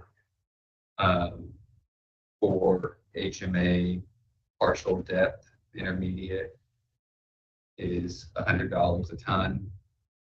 For HMA patching partial depth surface, $120 a ton. For full depth patching, the milling is $75 a square yard. For HMA patching full depth base is $90 a ton. For HMA patching full depth intermediate is $96 a ton. For full depth surface, $120 a ton. Those comparisons definitely are cheaper Very for Globe. Globe is substantially cheaper. Nothing is different is there's. No milling. Yeah, the The mill is a little Yeah. more, but I don't think Yeah. that. I don't- Comparison to these. Yeah, the milling, I think is that was the same discussion that we had last year. This Globe the milling patching did last year. We'll take a look at those. That definitely.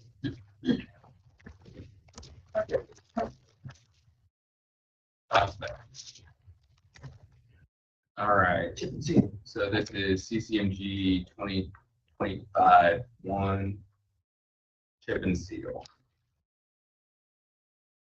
Pavement Solutions. Companies last year. Were you happy with chip and seal or with Pavement Solutions last year? Yeah. Overall, I thought all the roads held up pretty good. I've never seen that process before, but he was able to seal the road, put some wear strips on some of these roads, trying to save them. I thought the work that performed was very good. It's a few hiccups they had, but they did step up, take care of it in general fund.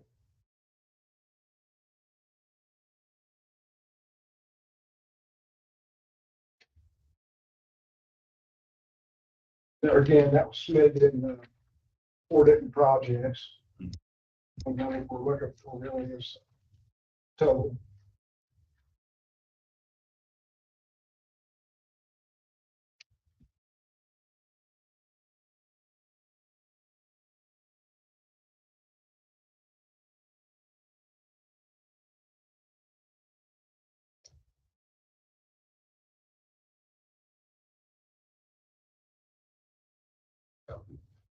The total bid is $2,177,723.22.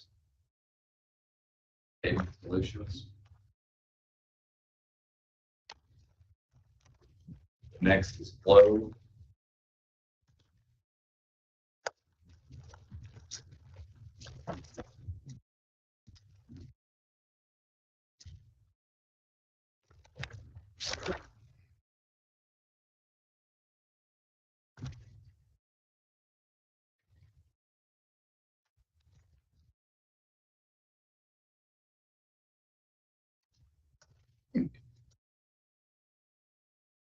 The total bid is $2,348.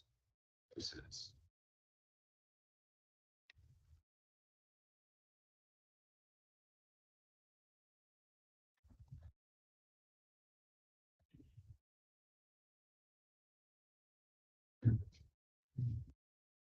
anybody need that number again? Okay, read out again. Yep, $2,300,048. I'm sorry. Third time around, 2,348,000. Zeros the rest of the way. Okay. My apologies there. If I confuse you, just speak up, yell at me, and I'll read them again. It's not an issue. Hear that? No, no, stop. Now you upset. All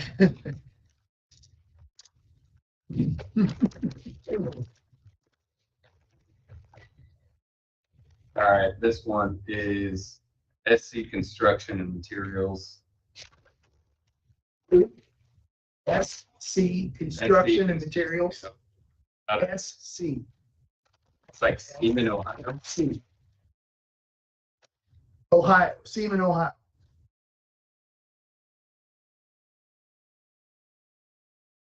All right, total price here is $1,991,648.22. $1,991,648.22.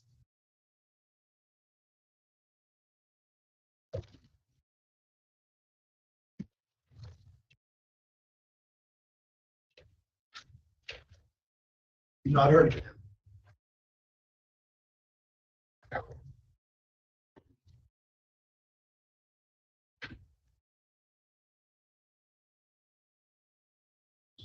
SC Construction. SC. SC. F. F is in Frank. S is in Sam. SC Construction.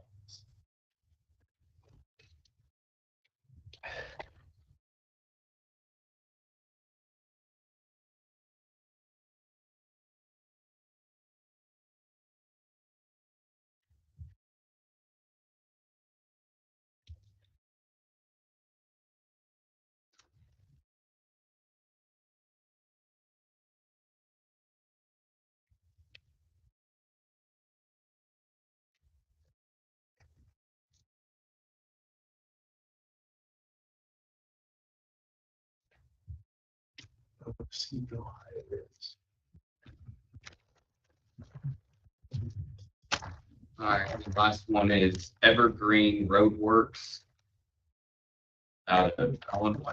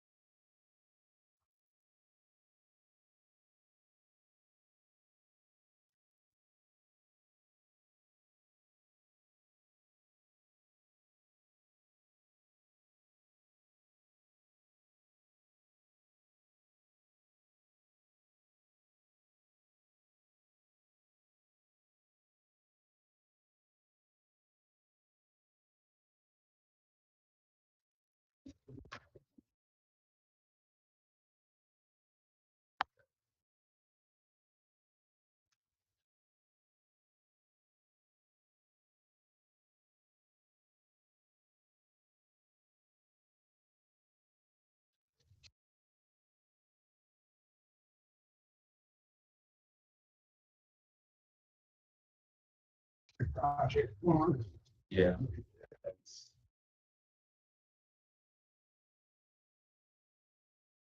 You're asking about, that's your list right there.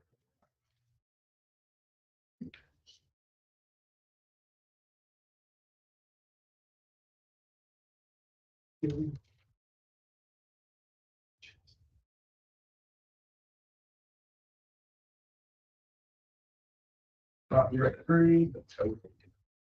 There we go. Yeah. I think I got to the right page. Yeah. All right.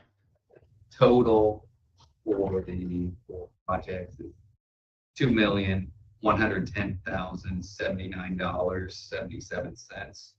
$2,110,079.77. Four. All right.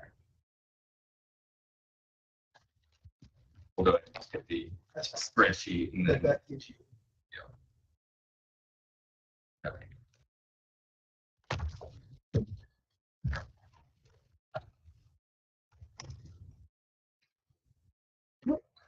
You mean wheelbarrow, Christie? I may. We can help you get that down there. I think that is it. Anybody else have anything? If you want questions, all bids need to be put in a spreadsheet, which we'll come back, review them, and select contractor for those outstanding projects at the next commissioner's meeting. At April 7th. April 7th. 6 p.m. What are Get something else. these were sitting over there by Gabe? Oh, these are stone. Okay.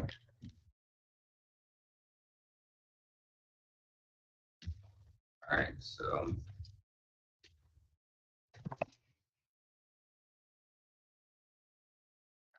Is that part of the furnishings line? Yeah. Oh, material. Yeah.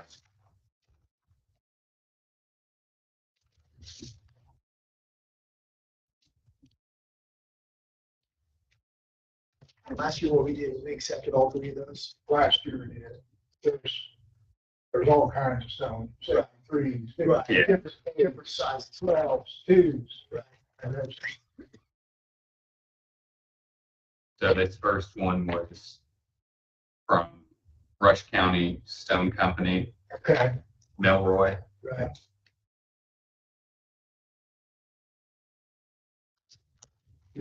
How do you take a day when we all?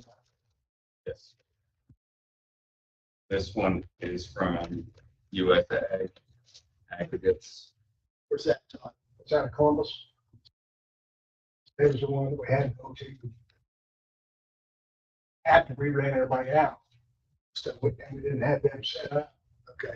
So they requested a bid this year, last year, I think. For the stone. And the last one is Point Stone.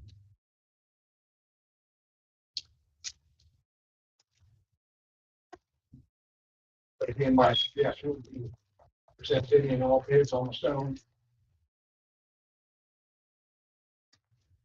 I see this was on that last one. Chip and seal CCMG 2025-1. That was the first bid I opened it. All right, so then we have a new Point Stone bid here. So we'll go through those, and I don't have an issue next meeting, just accepting all of bids, just because of the issues that we ran into before.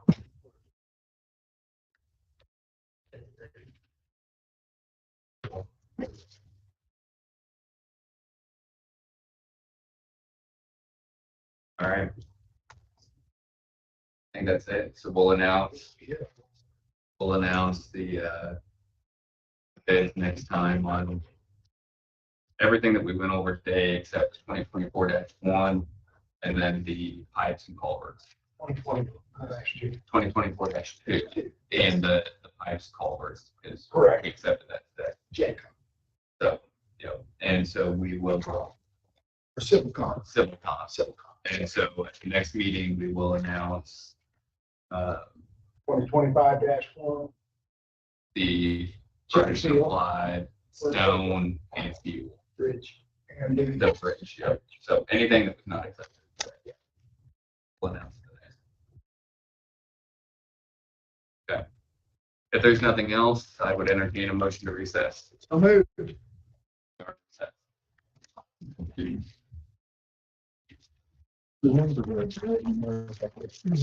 Which ones?